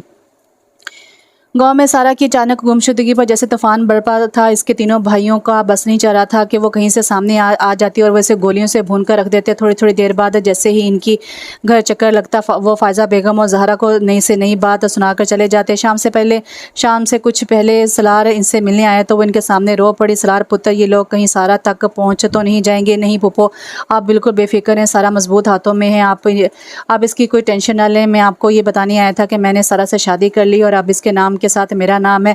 और आपको ये सुनकर भी खुशी होगी कि मेरी प्रमोशन हो गई है और अब आपका ये बेटा डीएसपी हो गया है। माशाल्लाह, अल्लाह उम्र लंबी करे। मैं तो जितनी दुआएं भी करूं तुम्हारे लिए कम है। बेटे, तुमने एक माँ के आंसू की लाज रखी है। वो कुल जहानों का मालिक तुम्हें इससे ज़्यादा नवाज देगा। इसकी तला पर फ़ायज़ा बेगम की आंखें आंसू से भर आई थी। इसी लम्हे ज़हरा चाय के साथ थोड़ी सी मिठाई ले आई थी। बहुत मुबारक हो सलार भाई, अल्लाह आपको ढेरों खुशियाँ देखने नसीब करे, आमीन। और बहुत शुक्रिया भाभी, आपने मेरी इतनी मदद की। खुदा न खास्ता कभी ज़िंदगी में आप पर मुश्किल वक़्त आया तो इस भाई को आप जान निसारों में से पाएंगी नहीं। मेरे भाई, अल्लाह तुम्हें सलामत रखे। सारा ठीक तो है ना? जी बिल्कुल ठीक है, बखैर आफियत है। बस हम दोनों को अब तो आपकी दुआओं की ज़रूरत है। वो तो मैं करती हूँ। इसके भाई इस वक्त बहुत गुस्से में है। इन्हें अपनी जायदाद और साख हाथ से निकलती दिखाई दे रही है, इसलिए उन्होंने सारा को ढूंढने के लिए बहुत से बंदे मुख्तलिफ इलाकों में भिजवा छोड़े हैं। इनका इरादा है कि सारा के हाथ लगते ही इसे मार कर अपनी साख और ज़मीन दोनों बचा लेंगे। ऐसा कभी नहीं होगा भाभी, आप बेफिक्र हैं। मैं अब चलता हूँ, थोड़ी देर अम्मी के पास रुकूंगा, फिर घर जाऊँगा। आपने कोई पैगाम देना हो सारा को तो दे सकती हैं। पैगाम को छोड़ें, ये कुछ चीज़ें बना रखी हैं मैंने इसके लिए, ये ले जाओ। जल्दी से वापस पलट कर किचन से कुछ चीज़ें निकाल कर शॉपर में मुंतकिल करते हुए तेज़ हाथ चला रही थी। सलार इनकी अनोखी मोहब्बत पर निसार होता वहाँ से निकल आया। गाँव से वापसी में इससे अच्छी खासी शाम हो गई थी। कुछ देर दफ्तर में रुककर जिस वक्त वो घर आया, सारा भूखी सो चुकी थी। वो कुछ देर मोहब्बत पार निगाहों से देखता रहा, फिर बेड पर इसके करीब बैठकर जूते उतारने लगा। आहट की आवाज़ से सारा की आंख अचानक खुली थी। अस्सलाम वालेकुम, गुड इवनिंग। इसे आंखें खोलते देखकर वो फिर मुस्कुराया था। सारा ने कवर बदलकर दोबारा पलके मोंद ली। कमाल है, सलाम का जवाब देना भी गवारा नहीं। कंधे चाहते हुए जूते उतार कर वो इसके बराबर में ही नीम दराज हो गया। तभी वो उठी थी। क्या मुसीबत है तुम्हें? भूख लगी है यार, मुझे पता था तुमने तो कुछ करना नहीं, लिहाजा आते हुए बाजार से खाना ले आया। अब उठ कर प्लेट में निकाल तो दो। खुद ही निकालो, मुझे कोई भूख नहीं लगी, सोने दो मुझे। इसके लहजे में कोफत है। सलार के लबों की मुस्कुराहट पल में गायब हो गई। सारा, तुम मुझे सख्ती पर मजबूर कर रही हो। मत भूलो कि मेरा ताल्लुक किस फील्ड से है। पता है मुझे किस फील्ड से हो। बार बार ना बावर करवाया करो हूँ। डाकू लटेरे भी खुद और चोर चक्करबाज भी खुद पकड़ते फिरते हैं बेचारे बेगुनाह मासूम लोगों को। तुम लोगों के लिए तो जैसे कोई कानून है ही नहीं ना। स्याह करो या सफ़ेद, कौन पूछने वाला है। वो बेजा तपी हुई थी। सलार इसके गुस्से भरे अंदाज को देखता रह गया कि पुलिस वाले के मुंह पर इसी के महकमे की बुराई कर रही हो। जेल जाने का इरादा है क्या? जेल में ही हूँ इस वक्त। जो तुमने किया है यही काम कोई मामूली बंदा करता तो अब तक इस बेचारे को अच्छी तरह धोकर 10-15 साल की सज़ा भी करवा चुके होते तुम लोग। तो मुझे भी तो उम्र कैद की सज़ा हुई है, वो भी बामुशक्कत। ये दिखाई नहीं दे रही तुम्हें? वो इसे चढ़ाने के मूड में था। वो चिढ़ रही थी। किसने कहा था इस उम्र कैद की सज़ा के लिए? मेरा बच्चा चले तो तड़पा कर मारूं तुम्हें? उफ, इतने ख़तरनाक अज़ाइम देखने में इतनी मासूम लगती हो, अंदर से कितनी कठोर हो। कोई देखे तो कभी यकीन ना करे कि जिस पुलिस वाले के नाम से बड़े बड़े ख़तरनाक कैदी मुँह छुपाते हैं वो अपनी हिटलर बीवी महबूब बीवी के सामने किस कदर बेबस है। मजलूमी इससे कहते हुए इसने सारा का हाथ पकड़ कर अपनी तरफ खींचा तो वो मज़ीद तबगी। हाथ छोड़ो मेरा। छोड़ने के लिए नहीं था। माँ सलार में कह रही मेरा दिमाग ख़राब मत करो, नहीं तो मैंने इस खिड़की से बाहर छलांग लगा देनी है। अच्छी बात है, सारी टेंशन ही ख़त्म हो जाएगी। मरो तुम। इसे संजीदा ना पाकर वो फिर मुंह बनाकर बैठ गई थी, जबकि सलार इसकी खूबगी से लुत्फ़ उठाते हुए खुद ही खाना प्लेटों में निकालने को उठ खड़ा हुआ था। कैफिया ज़ैनब बीबी की तबीयत ठीक नहीं है। हरीन रो रही थी, आज मैंने तुम्हें उठाया नहीं, कल पूरी रात जागती रही थी तुम। जैसे इसकी आंखें खुली भाभी बेड पर इसके करीब ही आकर बैठ गई थी। वट लेकिन कल रात तो इनका बेटा खासा मुतमिन दिखाई दे रहा था, अब कहाँ है हरीन? वो फ़ौरन उठकर बैठी थी, चली गई है अपने घर, तुम्हारा पूछ रही थी। मैंने कहा तुम सो रही हो, जब उठोगी तो इनकी तरफ आ जाओगी। नहीं भाभी आपने उठा देना था, मुझे पता नहीं क्या हुआ है। ज़ैनब बी को जल्दी से अपने सिल्की बाल क्लिप में मुकीद करते वो बिस्तर से उतर आई थी। अभी पिछले हफ्ते से ये अजीम लगारी से ठीक ठाक तू मैं हुई थी। इसके बाद वो ग्रीन पैलेस की तरफ गई नहीं थी। हरीन से ही पता चला था कि ज़ैनब भी अस्पताल से घर आ चुकी है और वो इस तला पर अच्छी खासी मुतमिन हो गई थी। अब महज एक हफ्ते के बाद जब कि अजीम भी घर पर नहीं था, इन्हें जाने क्या हो गया था। जल्दी जल्दी मुँह पर नीम गर्म पानी के 2-4 छींटे मारकर वो सीधी ग्रीन पैलेस चली आई थी। हरीन और साद दोनों के हुलिये खासे रफ थे। साद को भी सर्दी लगी थी, जिसकी वजह से वो हल्के हल्के बुखार और फ्लू में मुब्तला रो रहा था, जबकि हरीन का कुछ पता नहीं था कि वो कहाँ है। ज़ैनब भी अपने कमरे में बिस्तर पर ऊंधे मुँह पड़ी थी। कैफिया घबरा गई, भागकर अपने घर से भाई को फ़ोन करके बुलवाया। हरीन और साद को भाभी के पास छोड़कर भाई के साथ खुद इन्हें लेकर अस्पताल गई, जहाँ इन पर अचानक फालिज के अटैक का इंकशाफ हुआ। एक के बाद एक मुसीबत जैसे इनके घर का रास्ता देख लिया था। इस लम्हे से जहाँ ज़ैनब बी के उखड़े मिजाज बेटे पर बेहद गुस्सा है, वहीं दिल में खुद अपने आप को भी बेपनाह सुनाई, जो इस कठोर इंसान की बातों को दिल पर लेकर इनकी तरफ से यकसा लाताल्लुक हो गई थी। कितनी अच्छी थी ज़ैनब बी, इनके होने से जैसे पूरे इलाके में रोशनी सी फैली थी। अगर इनका बेटा अकल से पैदल हो गया था तो इसे तो होश से काम लेना चाहिए था, मगर अब क्या हो सकता था। जो अज़ियत इनकी किस्मत में लिखी थी वो तो इन्हें झेलना ही थी। फालिज के अचानक अटैक ने इनका पूरा दायां हिस्सा बेकार करके रख दिया था। ऐसे में बिस्तर से उठना तो दरकिनार वो अपनी मर्ज़ी से करवट भी नहीं ले सकती थी। कैफिया ने इन्हें बहुत बेबसी से रोते देखा था और इसका दिल जैसे कट कर रह गए थे। अजीम को इनकी तबीयत के बारे में खबर मिल गई थी, मगर फौरी छुट्टी मंजूर ना होने के बायस वो जॉब पर ही 2 हरूफ भेजकर सीधा घर चला आया था। ज़ैनब बी कमरे में कैफिया इन्हें सहारा देकर पानी पिलाने की कोशिश कर रही थी। वो नादम सा आगे बढ़ाया। अम्मी जवाब में ज़ैनब बी बोलने की कोशिश किए बगैर रो पड़ी। वो लपक कर आगे बढ़ा, इनसे लिपट गया। अगले रोज़ कैफिया फजर की नमाज से फारिग होकर आई तो इसे मसल्ले पर बैठा पाया। खुदा की बारगाह में मुकम्मल इनके सारे सर झुकाए वो भरपूर खुशू के साथ इस पाकज़ात से दुआएं मांग रहा था। वो इसे नज़रअंदाज करती ज़ैनब बी के कमरे की तरफ बढ़ आई। आज घर में इसकी मंगनी की तकरीब का एहतमाम होना था, मगर इसके साथ बेहद सर थे, यूं जैसे कुछ भी अच्छा ना लग रहा हो। अजीम ने नमाज की अदायगी के बाद बच्चों को उठा दिया। पिछले कई रोज़ से हरीन की पढ़ाई का हर्ज हो रहा था। आज इसका इरादा इसे खुद स्कूल छोड़कर आने के साथ साथ इसकी प्रिंसिपल से मिलने का भी था। हरीन के कमरे में साद भी इसी के साथ लिपट कर सो रहा था, जबकि रात इसने भी बच्चों के साथ ही गुजारी थी। ये अलग बात थी कि थोड़ी देर के वक्फे के बाद वो उठकर ज़ैनब बी को चेक करता रहा था। कैफिया बच्चों के नाश्ते की घर से किचन की तरफ आई तो वो भी साथ को गोद में उठाई इसी तरफ आ गया। कैफिया इसकी हट पाकर फिर चूंकते हुए पलटी थी। कुछ चाहिए आपको? नहीं। शर्मिंदा से अंदाज में इसकी तरफ देखते हुए वो फ़ौरन रुख फेर गया। मैं आपसे माज़ा ख्वाह हूँ मिस कि आपके इस दर्जा खलूस और अच्छाई के बावजूद मैं आपके बारे में गलत राय कायम करके आपको डिसहार्ट करता रहा। मेरी गैर मौजूदगी में मेरी माँ की खिदमत करके आपने जो एहसान मुझ पर किया है मैं इसे हमेशा याद रखूँगा।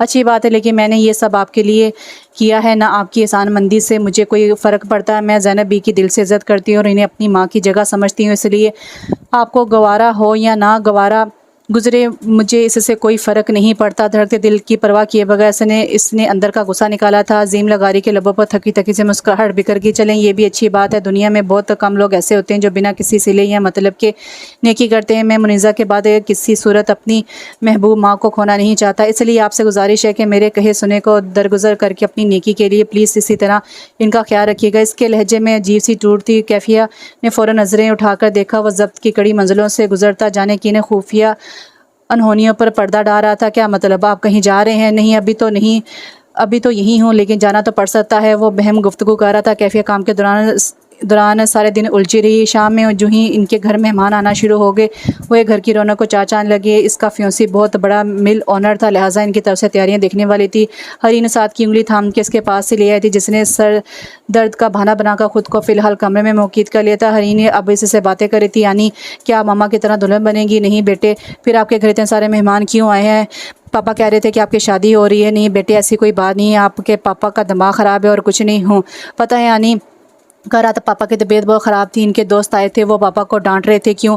हरीन की अनोखी बात सुनकर वो हैरान हुई थी। पता नहीं पापा आजकल अपने कमरे से ही नहीं निकलते, दादी माँ रोती रहती हैं और साथ भी, मगर इन्हें कुछ खबर नहीं। रोज़ाना मेरा होमवर्क रह जाता है साथ की वजह से, और रोज़ाना टीचर पूरी क्लास के सामने मेरी पिटाई करती हैं।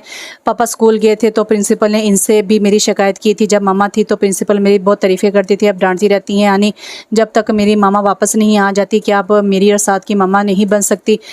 बिला तकान बोलती इस मासूम बच्ची के आजाना लहजे ने इससे जैसे साकत कर दिया था। इसकी पलके लम्हों में आंसू के बार से बोझल हो गई थी। नहीं हरीन, मैं आपकी मामा जितनी अच्छी नहीं हूँ, लेकिन साथ तो आपसे ज़्यादा प्यार करता है, मामा पापा से भी ज़्यादा। आनी अगर मेरी मामा कभी वापस ना आई तो क्या तब भी आप मेरी मामा नहीं बनेगी। वो इससे हद दर्जा मानूस हो गई थी। कैफिया ने नम आंखों से इसकी तरफ देखते हुए इसे खींच कर अपने साथ लगा लिया। फायज़ा बेगम की तबीयत पिछले कई दिनों से नासाज थी, मगर इसकी तीनों बेटों को ही इनकी जानिब तवज्जो करने की फुर्सत नहीं थी। सारा की अचानक गुमशुदगी से होने वाली रसवाई ने जैसे आग धका रखी थी इनके अंदर। शायद इसकी गुमशुदगी का सारा इल्ज़ाम अपने पुराने गुस्से की आग पर पानी डालने के लिए असलम लोहार और इसके इकलौते बेटे पर डालकर इसे लंबी सज़ा करवाने पर बज़िद हो गया था। असलम लोहार की बीवी सुबह शाम झोली फैला के इसे और इससे मुतल्लिका पुलिस वालों को बददुआएं देती फिरती थी, मगर इससे परवाह नहीं थी। इसे ना किसी की आहों से डर लगता था, ना बददुआओं पर यकीन था। लिहाजा खूब जुल्म का बाजार गर्म किया हुआ था। गांव में बेकस, गरीब, मजबूर, अनपढ़ देहातों और सीधे साधे लोगों पर जुल्म का भी अपना ही अलग मज़ा था। अपने बेटों की इससे बेराह रवि ने फायज़ा बेगम को बिस्तर से लगाकर छोड़ा था। इसी रोज़ इनके सीने में बहुत तकलीफ़ थी। ज़हरा अपने तौर पर हर मुमकिन कोशिश कर रही थी इनकी तकलीफ़ दूर करने की, मगर वहाँ कोई फाका नहीं था। वो खालिस देसी रोग गर्म करके जिस वक्त इनके सीने पर टकोर कर रही थी, तभी उन्होंने कहा था कि ज़हरा तो मेरी बहुत अच्छी बहू है, मैं जीते जी तेरे एहसानों का बदला नहीं चुका सकती, लेकिन इसे दायमी जहाँ में ज़रूर तेरे लिए रब सोने की हजूर फरियाद करूँगी। तूने मेरी धी को इसके जालिम भाइयों के कहर से बचा कर बड़ा एहसान किया है। पुत्र मेरे बाद भी ख्याल रखना है, इसका मेरी धी बड़ी नुमानी है। तकलीफ़ के बायस इनका लहजा बुलंद था। ज़हरा का दिल कांप उठा। ना चाची ऐसे ना कहो, मैं भी औरत हूँ और औरत के दुख को अच्छी तरह समझती हूँ। सारा मेरे लिए छोटी बहनों की तरह है, आप बिल्कुल बेफिक्र है, मेरे होते हुए इसके पाँव की धूल को भी नहीं पा सकता। अच्छा, वो अपनी रोम में लगी हुई थी। इसे गुमान नहीं था कि इसका शोहर और दोनों दीवार कमरे के दहलीज तक पहुँच चुके थे। यखलत सफ़ेद चेहरे के साथ वो पलटी थी और वो अपने शोहर की आंखों में खून उबलते देखकर सहम गई थी।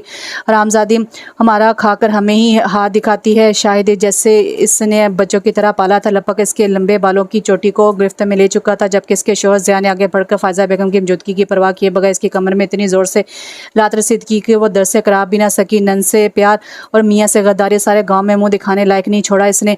इसे बालों से पकड़कर बेदर्जी से बाहर सेन में घसीटते हुए ज़िया चीख रहा था। फायज़ा बेगम ने बिलखते हुए उठने की कोशिश की तो रियाज ने लपक कर दबोच लिया। तू पड़ी रहे माँ, मियाँ बीवी का मामला है, तू बीच में मत आ। अरे छोड़ मुझे, मेरी बेटी है, वो खुदा के कहर से डरो ज़ालिमों, इसकी पकड़ बहुत सख्त है। बड़े बड़े गाज़मों की ज़मीनें जायदादें यहीं रह गई। अम्मा को चुप करवा रियाज, नहीं तो इस पर भी मीटर घूम जाएगा। शाहिद के लहजे में आग की तपिश थी। रियाज ने फायज़ा बेगम के मुंह पर अपना हाथ जमा दिया, जबकि ज़िया अब किचन में मिट्टी के तेल की बोतल के साथ माचिस ढूंढ रहा था। करीबों जवार के घरों की ख़वातीन मुँह पर कपड़ा लिए अपने अपने घरों के छतों पर चौधरियों के घर होने वाला नया तमाशा देख रही थी। गाँव के किसी मर्द में इतनी हिम्मत नहीं थी कि वो इन तीनों को इनके जुल्म से बाज रखने की सही कर सकता। ज़हरा के हाथ इसकी लंबी चोटी से बांध कर अब शाही ने इसकी टांगे काबू कर रखी थी, जबकि इसके 15 साल रफ़ाकत में इसकी सारी खिदमत गुजारी पर पानी फेरने वाला इस जालिम मजाजी खुदा इस पर मिट्टी का तेल फेंक रहा था, जिससे इसे पानी में नला रहा हो। अपने आपको बज़ाहिर मुसलमान कहलाने वाले ने शैतानों ने अपने गुस्से की आग में इस वक्त जिस पाकबाज औरतों को सिती किया था, वो तो बेवा भी नहीं थी। इसे तो आग के शोलों के नज़र करने वाला खुद इसका अपना शोहर ही था। महज चंद लम्हों का खेल था, मगर चंद लम्हों के इस भयानक खेल में एक भरपूर जानदार ज़िंदगी का बाप हमेशा के लिए बंद हो चुका था। सलार को जैसे ही इस अफसोसनाक वाक़ई खबर हुई, वो अपनी सारी मसरूफियात तर्क करके फ़ौरन वहाँ पहुँचा, मगर अब वहाँ सिर्फ इंसानी हड्डियों की राख का ढेर था। ज़िया, रियाज और शाही तीनों का ही कुछ पता नहीं था कहाँ रोपोश हो गए थे। उजड़े हुए घर के वीरान कमरे में अपने बिस्तर पर पड़ी फायज़ा बेगम जैसे अपनी आखिरी सांसें पूरी कर रही थी। सलार का दिमाग जैसे फ्रीज़ हो गया था। इतना सब कुछ हो जाने का तो इसे गुमान ही नहीं था। गम और गुस्से से इसे की हालत जैसे पागलों जैसी हो गई थी। इस लम्हे इसने फौरी तौर पर अपनी पूरी पुलिस फोर्स को सख्ती से किसी भी हाल में तीनों की गिरफ्तारी का हुक्म जारी कर दिया था। ज़हरा की अफसोसनाक वफ़ात के अगले ही रोज़ फ़ायज़ा बेगम भी चुपचाप हमेशा के लिए आंखें बंद कर ली। इसे इतनी फुर्सत भी ना थी कि वो सारा को इस बारे में आगाह करके यहाँ लाता। इसके घर वाले हवेली आ गए थे। अभी वो फ़ायज़ा बेगम की तदफीन से फ़ारिग हुआ था कि इसे इलाके के मिनिस्टर की कॉल आ गई, जिसने फ़ौरी मुलाकात के लिए इसे अपनी कोठी पर तलब कर लिया था। आओ जवान, सुना है प्रमोशन होगी, तुम्हारी भी बहुत बहुत मुबारक हो। जिससे वो मिनिस्टर के हजूर पेश हुआ। सलाम दुआ के बाद यही पहला जुमला इसे सुनने को मिला, जी करम है अल्लाह पाक का, आपकी मुबारकबाद का शुक्रिया, मुझे कैसे तलब फरमाया आपने। काम था या तुम्हें तो पता है हम लोग सुबह शाम आवाम की खिदमत में कितने मसरूफ़ रहते हैं, मेरे मुलाकातों के लिए टाइम ही कम मिलता है। जी मैं जानता हूँ और मेरे लिए खुशी की बात है कि आपने मुझे याद किया, मगर सॉरी सर, मैं इस वक्त घर में मसरूफ़ था। मेरी मिसेस की भाभी और माँ की वफ़ात हो गई है। मुझे सारी खबर है डीएसपी साहब, ज़्यादा टाइम मेरे पास भी नहीं है। आजकल तो वैसे भी इलेक्शन सर पर हैं। तुम्हें बस इतना बताना था कि वो जो लड़की, क्या नाम था इसका, हाँ ज़हरा, वो जो मरी है, इसका कत्ल अपनी जेल में किसी भी XYZ पर डालकर, किसी बिना पर डालकर केस बना दो। जो असल मुजरिम है इनके साथ मेरे बेटे की अच्छी उठ बैठ है। तुम समझ रहे हो ना मेरी बात। सॉरी सर, मरने वाली को मैंने अपनी बहन बनाया हुआ था और इसकी नागहानी मौत के बायस से मेरी सगी फूफो की वफ़ात भी हो गई। इसलिए ये केस कोई मामूली केस नहीं है मेरे लिए जिसमें किसी के गुनाह की सज़ा किसी और को दे दूँ।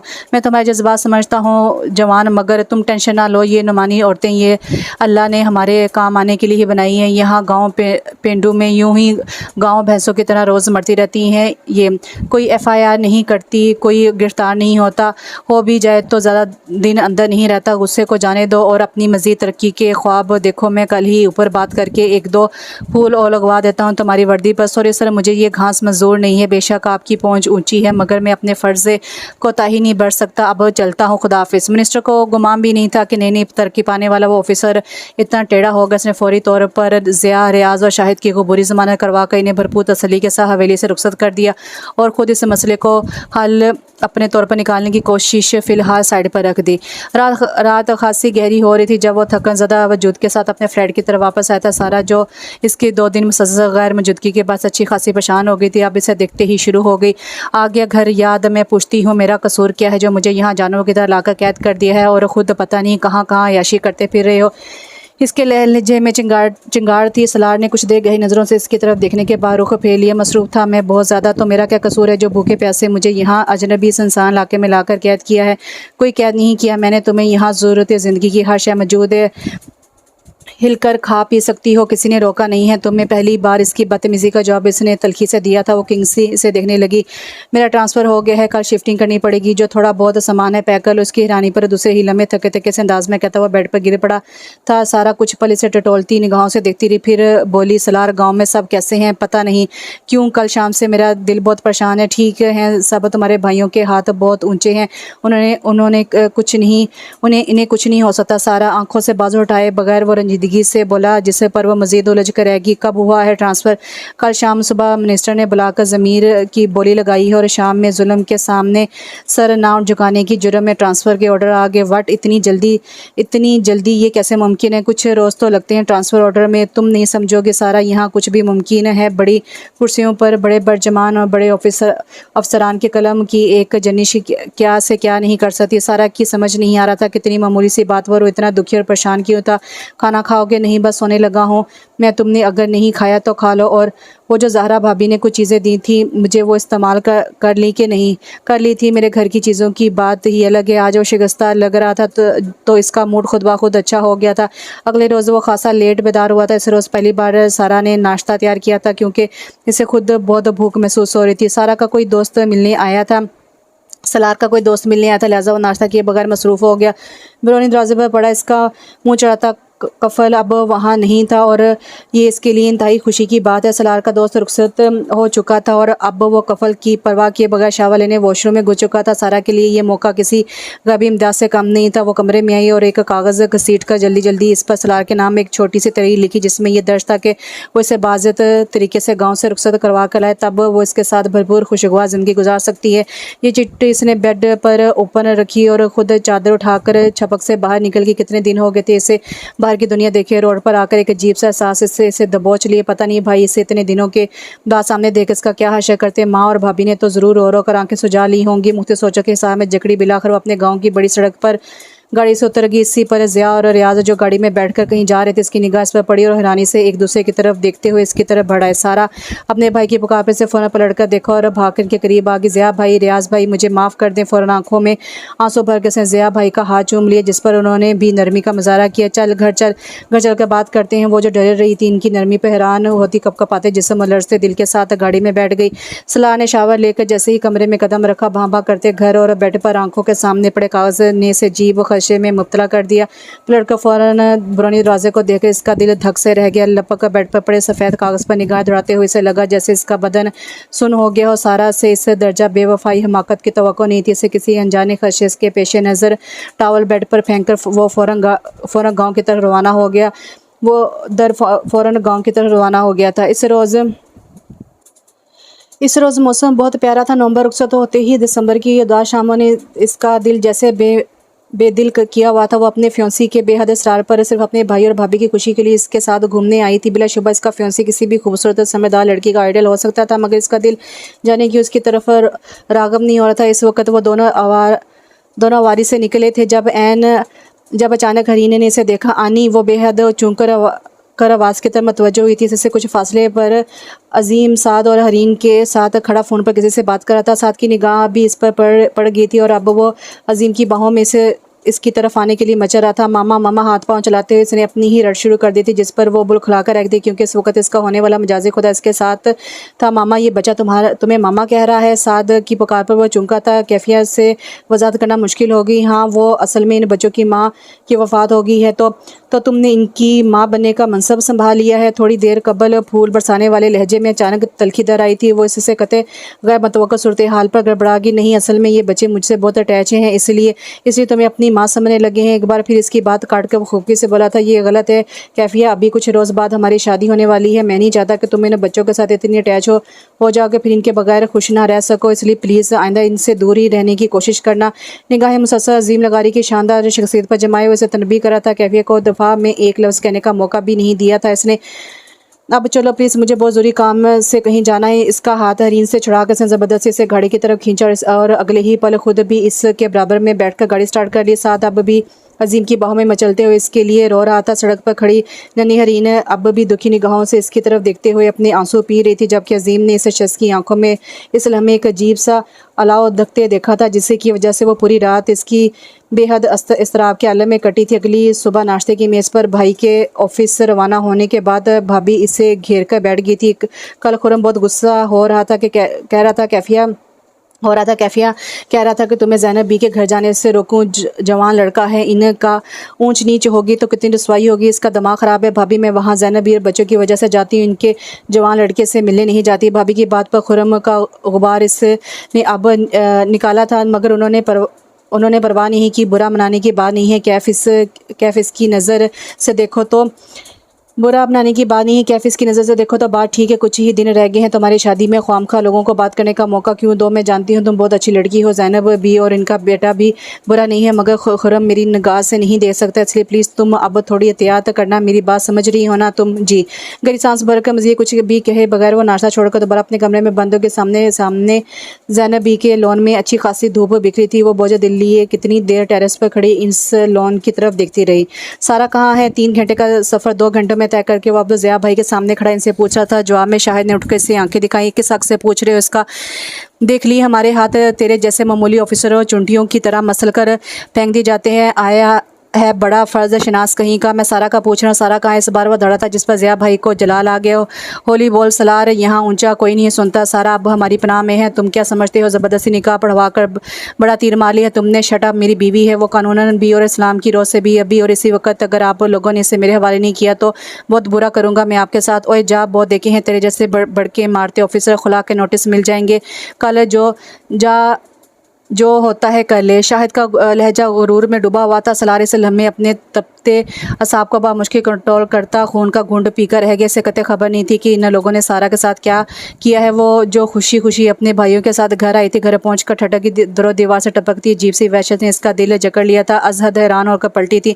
भाई ज़िया भाई माँ और भाभी कहाँ हैं? चटाक है अपने सवाल के जवाब में ज़िया भाई के भरपूर थप्पड़ ने इसके होश ठिकाने लगा देते। मर गया ज़िया भाई बगैरत, तेरी वजह, सिर्फ तेरी वजह से क्या क्या नहीं हो गया यहाँ, इसलिए शहर जाकर कॉलेजों की हवा खाई थी। भाइयों की गैरत पर दाग लगा सको। इनका लहजा कहर बरसा रहा था। वो फूट कर रो पड़ी। ज़िया भाई मैं बेकसूर हूँ भाई, कभी ख्वाब में भी आपकी इज्जत पर दाग लगाने का नहीं सोच सकती मैं मुझे तो सलार ने ज़बरदस्ती अगवा किया था। सलार ने एक लम्हे के लिए झटका लगा था। जी हाँ, वहाँ शहर में ज़बरदस्ती इसने मुझसे निकाह पढ़वाया और इतने दिन अपने घर में कैद भी रखा है। आज पहली बार वो बरौनी दरवाजे को लॉक करना भूल गया तो मैं फ़ौरन निकल आई। मेरा यकीन करें भाई, मेरा कोई कसूर नहीं है।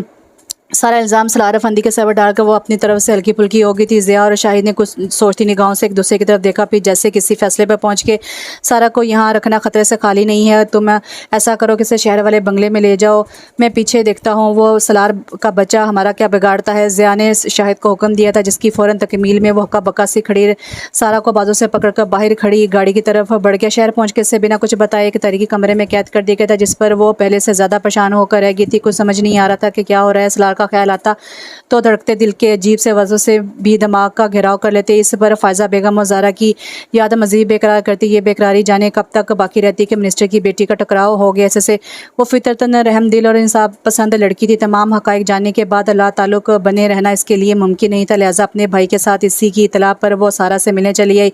दरवाज़ा अचानक खुलने से कमरे में रोशनी की हल्की सी लकीर नमूदार हुई थी। सारा जो बेड पर पाँव समेटे बेहद परेशान बैठी थी, अचानक चौंक कर आने वाले की तरफ मतवज्जो हुई। मिनिस्टर की बेटी चंद सानिया इसके लिए इसके हाल पर गौर करने के बाद फिर बेड पर इसके साथ ही कुछ फासले पर बैठ गई। हेलो, मुझे शगुफ्ता कहते हैं, मेरे भाई तुम्हारे भाइयों के बहुत अच्छे दोस्त हैं। इनसे ही पता चला कि तुम्हारे भाइयों ने तुम्हें यहाँ लाकर कैद कर दिया है, तो यूं ही मिलने चली आई। तुम यकीन नहीं करोगी मगर मुझे रियली तुम्हारे और तुम्हारी फैमिली के साथ बहुत हमदर्दी है। क्या मतलब? मैं समझी नहीं। समझोगी कैसे? तुम्हें तो कुछ पता ही नहीं होगा। शायद ये भी पता ना हो कि तुम्हारी वालदा और भाभी के साथ क्या हुआ है। क्या हुआ है? आंखों में तहरीर भरे और अब वो लड़ते दिल के साथ इसकी तरफ देख रही थी। बहुत बुरा हुआ यार, तुम्हारी भाभी को तुम्हारे भाइयों ने घर के सेन में जिंदा जला डाला, जिसके सदमे ने तुम्हारी वालदा की जान भी ले ली और अब तुम्हारे भाई तुम्हें भी जिंदा नहीं छोड़ेंगे। इसलिए मैं चाहती हूँ तुम यहाँ से भाग जाओ, क्योंकि हो सकता है वो लोग कभी किसी भी वक्त तुम्हें यहाँ से ले जाएं।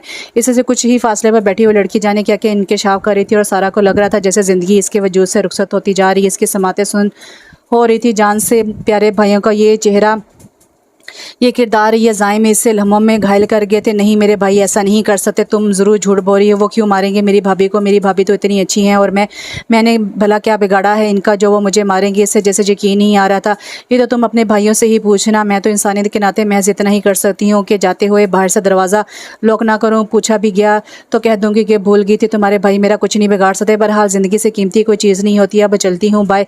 वो जैसे अचानक आई थी वैसे ही हाथ हिलाती अचानक रुखसत होगी, मगर सारा के अंदर इतनी हिम्मत भी ना रही कि अपने पैरों को हरकत ही दे सकती थी। कितनी ही देर सकते के अंदाज में गम से चूर बैठने के बाद अचानक वो बच्चों की तरह फूट फूट कर रो दी थी। रिश्तों की इससे ज़्यादा भयानक तस्वीर और क्या हो सकती थी।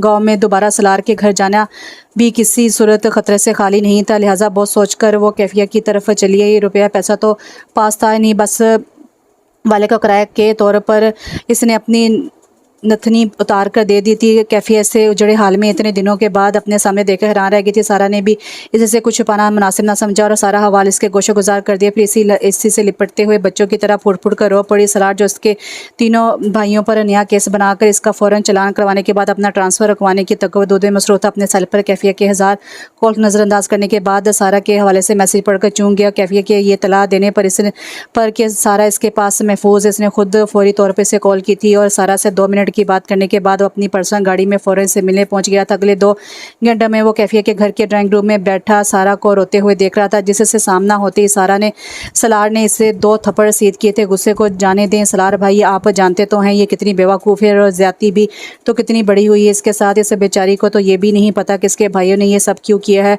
और आपने हर बात तय होने के बावजूद इसे किडनैप करके ज़बरदस्ती निकाह क्यों किया। कैफिया ने मौके की नज़ाकत देखते हुए लब खोलना ज़रूरी समझा था।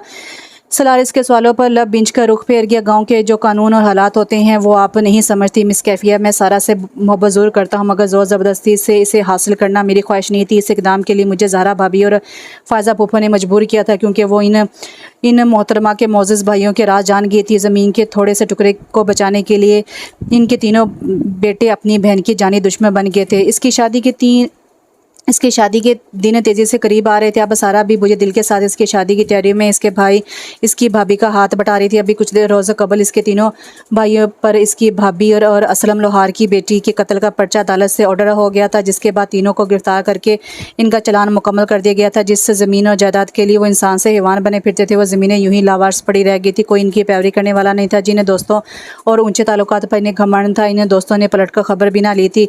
इनकी पता नहीं कितनी माओं की आहों और बदवाओं का जाल इन्हें घेरे हुए था। पुलिस के जिन बेज़मीर अफसरों को उन्होंने पैसे की ताकत से खरीद कर अपना गुलाम बना रखा था, वो सारे यहाँ मुअत्तल हो गए थे, यहाँ इनका ट्रांसफ़र हो गया था। जबकि सलाह के ट्रांसफ़र ऑर्डर कैंसिल हो गए थे। इसी ने हवेली का ताला लगवा कर ज़मीनें ठेके पर मुख्तलिफ मज़ारों को दे दी थी और ठेके से हासिल होने वाली रकम सारा के ज़ाती अकाउंट में ट्रांसफ़र करवा दी थी। कैफियत से गाय बगाए इसकी बात होती रहती थी और इसकी मिन्नत करती थी कि वो सारा को माफ़ कर दे, मगर वह सुनी अनसुनी करके बाहर टाल देता था। अब जैसे जैसे इसकी अपनी शादी के दिन करीब आते जा रहे थे, इसका दम जैसे घुटता जा रहा था।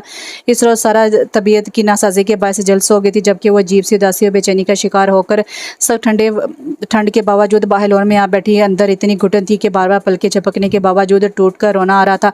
अपने ख्यालों में सोचों में मगन बैठी वो जाने किस जहान की सैर करी थी, जब बैरूनी गेट पर किसी की मुसलसल दस्तक ने से चौंका डाला। अपने तख़य्युल के जहाँ से बाहर निकलकर गर्म शॉल को अच्छी तरह दोनों कंधों के गिर्द फैलाती वो उठकर गेट तक आई और बाहर हरीन को खड़े देखकर ठटक गई।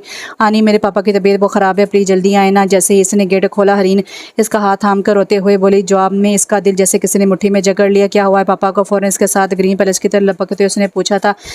जब वो बोली, पता नहीं, मैं इनके कमरे में गई तो पापा बेड पर उल्टे पड़े थे, इनकी आंखें भी नहीं खुल रही थी और पेशानी से खून भी बह रहा था। हरीन की बात ने इसे मज़ीद डरा दिया था, मगर इसके बावजूद वो इसे तसल्ली देती तकरीबन भाग कर अजीम के कमरे की तरफ बढ़ी थी, जहाँ वो हरीन की तलाक के मुताबिक बेड पर ऊंधे पड़ा था।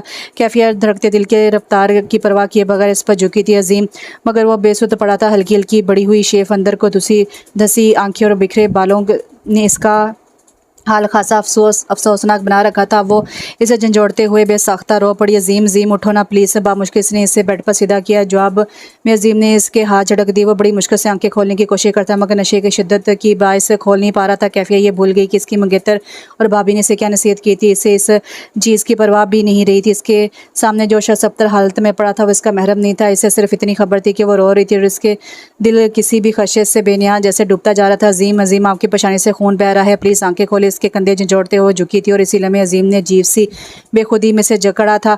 मुनिज़ा कैफिया को लगा कि इस अचानक दवा पर इसका दिल धड़कना बंद हो जाएगा। कतई गुमान ना होने के बायस इसके खींचने पर वो खासी अनबैलेंस होकर इस पर गिरी थी और अब इसका चेहरा जैसे फ़क हो रहा था। मुनिज़ा, मैं भी मर जाऊँगा। अपनी गर्म बोझल आवाज़ में इसके समातों के एन करीब चेहरा घुसाए वो कह रहा था और वो मचल कर रह गई थी। अजीम होश में आए, मैं मुनिज़ा नहीं हूँ। बड़ी दिक्कतों से खुद को संभाला था इसने, मगर अजीम लगारी ने जैसे ही कुछ सुना नहीं था। कोई ऐसे भी कर सकता है जैसे तुमने किया, ऐसे छोड़कर जाता है कोई? वो खुद को छुड़ाने की कोशिश कर रही थी और वो इसे मज़ीद खुद में जज़ब करने की कोशिश कर रहा था। हरीनी से सूरत हाल पर मज़ीद परेशान हो गई थी। कैफिया को अब अपनी गलती का एहसास हो रहा था। इसे नशे की इस हालत में इसे हरगिज़ छेड़ना नहीं चाहिए था। अजीम, छोड़ो मुझे। हरीन को रोते देखकर भरपूर क़ुव्वत का इस्तेमाल करते उसने इसके बाजों के मजबूत हल्का तोड़ा और एक भी पल मज़ीद जाए कि बगैर फ़ौरन संभल कर उठ खड़ी हुई। आनी, पापा को क्या हुआ? इसकी सांसें अपने मामूल पर आ भी नहीं पाई थी कि हरीन आकर इसकी टांगों से लिपट गई। दिमाग ख़राब हो गया पापा का और कुछ नहीं से खुद से अलग करते हुए वो अजीम के कमरे से बाहर निकल गई। दिल की तेज़ धड़कनें अब भी इसकी समातों में शोर बर्पा कर रही थी। यानी इसी पल ग्रीन पैलेस की डोरबेल बज उठी। कैफिया को टाइम का अंदाज़ा नहीं था। यही वजह थी कि वो पुलिस सांसों के साथ जैसे ही गेट पर आई, अपने सामने खुर्रम रज़ा को देखकर शॉक्ड रह गई। खुर्रम, आप मर गया? खुर्रम, सुना तुमने? काश मुझे पहले पता होता कि तुम किस किस्म की लड़की हो तो मैं कभी तुमसे रिश्ता ना जोड़ता। मोहब्बत की पींगे किसी और से, ज़िंदगी गुजारने के ख्वाब किसी और के साथ तुफ है तुम पर। इसका चेहरा गुस्से की शिद्दत से सुर्ख पड़ा था। वह चाहने के बावजूद अपने दिफा में खुद एतमादी से काम ना ले सकी। ये झूठ है खुर्रम, मेरा बहतान है मुझ पर। मैं सिर्फ बच्चों की वजह से। बकवास बंद करो, बहुत बेवकूफ़ बना लिया तुमने मुझे अब और नहीं आधी रात को इस वक्त, और ये तुम्हारी फूली सांसें। अक्ल का अंधा हूँ मैं जो कुछ नहीं समझूंगा। बोलो। बेहद गुस्से से चिंगाड़ते हुए इसने इसकी ज़ात को लम्हों में दो कौड़ी का कर डाला था। फिर इसी वक्त इसके आंसू को किसी खाते में लाए बगैर वो इसका बाजू पकड़ से तकरीबन खींचते हुए घर ले आता, जहाँ पे इसका प्यारा भाई जो इस पर जान देता था वो और भाभी जो किसी तौर पर माँ से कम नहीं थी, प्रशांत से टहलते इसी के बारे में बात कर रहे थे। खुर्रम ने इनके सामने पहले इसका बाजू छोड़ा था। क्या बात है खुर्रम? इससे गुस्से में देखकर भाभी ने पूछने की जसारत की थी। इससे पूछिए कि क्या बात है जिसने मेरे वार्न करने के बावजूद इस शख्स के घर जाते हुए यहाँ किसी को बताने की ज़हमत गवा दोबारा नहीं की थी। पिछले आधे घंटे से इसका मोबाइल ट्राई कर रहा हूँ, मगर ये घर में हो तो बात करे ना, और मुझसे भला क्यों बात करेगी। ये मैं लगता हूँ क्या इसका इनका सब कुछ लगता तो वो है जिसके बच्चों की माँ बनने का शौक चढ़ा हुआ है। इसे वो गुस्से में बिना सोचे समझे जो मुंह में आया कह रहा था, जिस पर इसके भाई के चेहरे की रंगत मुतग़िर हो गई थी। ये क्या कह रहे हो खुरम, ज़बान संभाल कर बात करो। मैं तो ज़बान संभाल ही लूँगा, आप अपनी बहन को संभाल कर रखिए। जो मोहब्बत की पींगे कहीं और बढ़ाकर शादी किसी और से रचाने के ख्वाब देख रही। इसके लहजे में सफाकी थी, और फिर इसके बाद वो चंद लम्हों के लिए भी वहाँ ठहरा नहीं था, और वो रिश्ता जो इन दोनों के माँ बहन कायम था, वो रिश्ता भी जाते हुए ख़त्म कर दिया था इसने। अब वहाँ गहरा सुकून छाया था। भाई और भाभी इससे एक लफ्ज़ भी नहीं कह सके थे, मगर इसके बावजूद इससे अजीब सी चुप लग गई थी। सारा को अगली सुबह सारी बात का पता चला तो वो भी परेशान होकर रह गई थी, मगर साथ में से इस शख्स पर भी जी भर कर गुस्सा आया था जो अपनी महरूमा बीवी के इश्क में पागल होने के बावजूद नशे में ही सही मगर इसके दोस्त के वकार को मजरू कर चुका था। कैफिया को इतला किए बगैर वो खासे तपे अंदाज में ग्रीन पैलेस आई थी, और ज़ैनब बी के सामने जो मुंह में आए से शख्स से कहती गई थी जो खुद होश में आने के बाद बहुत परेशान था। पहली बार इसे अपने नशे की कसरत पर शर्मिंदगी हो रही थी। पहली बार इसे एहसास हुआ था कि एक मुर्दा वजूद की मोहब्बत में तबाह होते हुए वो बहुत से ज़िंदा लोगों के साथ बहुत गलत कर रहा था। ये वजह थी कि वो संभल गया था। पहली फुर्सत में इसने अपने कमरे की तरतीब बदली थी। फिर पहली बार खुद कैफिया के घर आकर इसके भाई और भाभी से एक्सक्यूज़ किया था। इसकी बेपरवाहियों की वजह से कैफिया का इतना अच्छा रिश्ता ख़त्म हुआ। बीबी ज़ैनब बी की देखभाल भी अब पूरी तवज्जो से कर रहा था। भाई और भाभी दोनों को ही इसकी शख्सियत बहुत अच्छी लगी थी। ये वजह थी कि भाई ने इसे अपने कारोबार में ही शरीक कर लिया था। अब अपने घर के लॉ में बैठते हुए इसे की नज़रें बार बार सामने वाले घर के टेरेस की तरफ उड़ती थी, मगर कैफिया अपने कमरे की खिड़की से इसे बस एक नज़र देखकर पलट जाती। इस रोज़ जब सारा इसे अजीम के हवाले से बहुत तंग कर रही थी, जाने इसके दिल में क्या आया। इसने सलार को कॉल खड़का दी। वो किसी मीटिंग में मसरूफ़ था, सिर्फ इसका नंबर देखकर कॉल पिक कर गया। हेलो, अस्सलाम वालेकुम, कैसे हैं सलार भाई? अल्हम्दुलिल्लाह बखैर आफ़ियत हूँ, आप सुनाएं? मैं बखैर आफ़ियत हूँ अल्हम्दुलिल्लाह, लेकिन सारा की तबीयत ठीक नहीं है। क्यों, क्या हुआ इसे? पता नहीं, शायद ठंड लग गई है। कुछ खाती है ना पीती है, बस उदास रहती है, डॉक्टर के पास भी नहीं जाती। मैं तो समझा कर थक गई हूँ, तंग आकर आपको फ़ोन किया है, आप ही कुछ समझा दें। ओके, आज तो बहुत बिजी हूँ, कल चक्कर लगाने की कोशिश करूँगा। इसके चक्कर में आए बगैर इसने कॉल डिस्कनेक्ट कर दी तो वो अपने मोबाइल को घूर कर रह गई। इसी पर सारा इसके सर पर चिंगाड़ी खोती। लड़की क्या बकवास कर रही हो तुम, इस फजूल इंसान से कर नहीं रही यारा कर रही थी वो, और फजूल तो वो वाकई बहुत है। मजाल है जो कभी चक्कर में आ जाए। पागल हो तुम, और कुछ नहीं, मैं भी करती हूँ जाकर वो अजीम साहब से बात, जान ले लूँगी तुम्हारी अगर इसका नाम भी लिया तो। क्यों, अब तो खासा सुधर चुका है बेचारा। भाभी बहुत तारीफ़ें कर रही थी इसकी, और फिर तुमने जो कसम खा ली है शादी ना करने की, इसका भी तो कोई हल निकालना है कि नहीं? अपनी फ़िक्र करो तुम, मेरी नहीं। अच्छा नहीं यार, अकलौती दोस्तों, मेरी फ़िक्र तो करनी पड़ेगी, तुम्हारी फ़िक्र तो करनी पड़ेगी। सुना है साहब मौसम खासी लाइन पर आ गए और छुप छुप कर ये चांद चेहरा तलाशने की कोशिश भी करते हैं।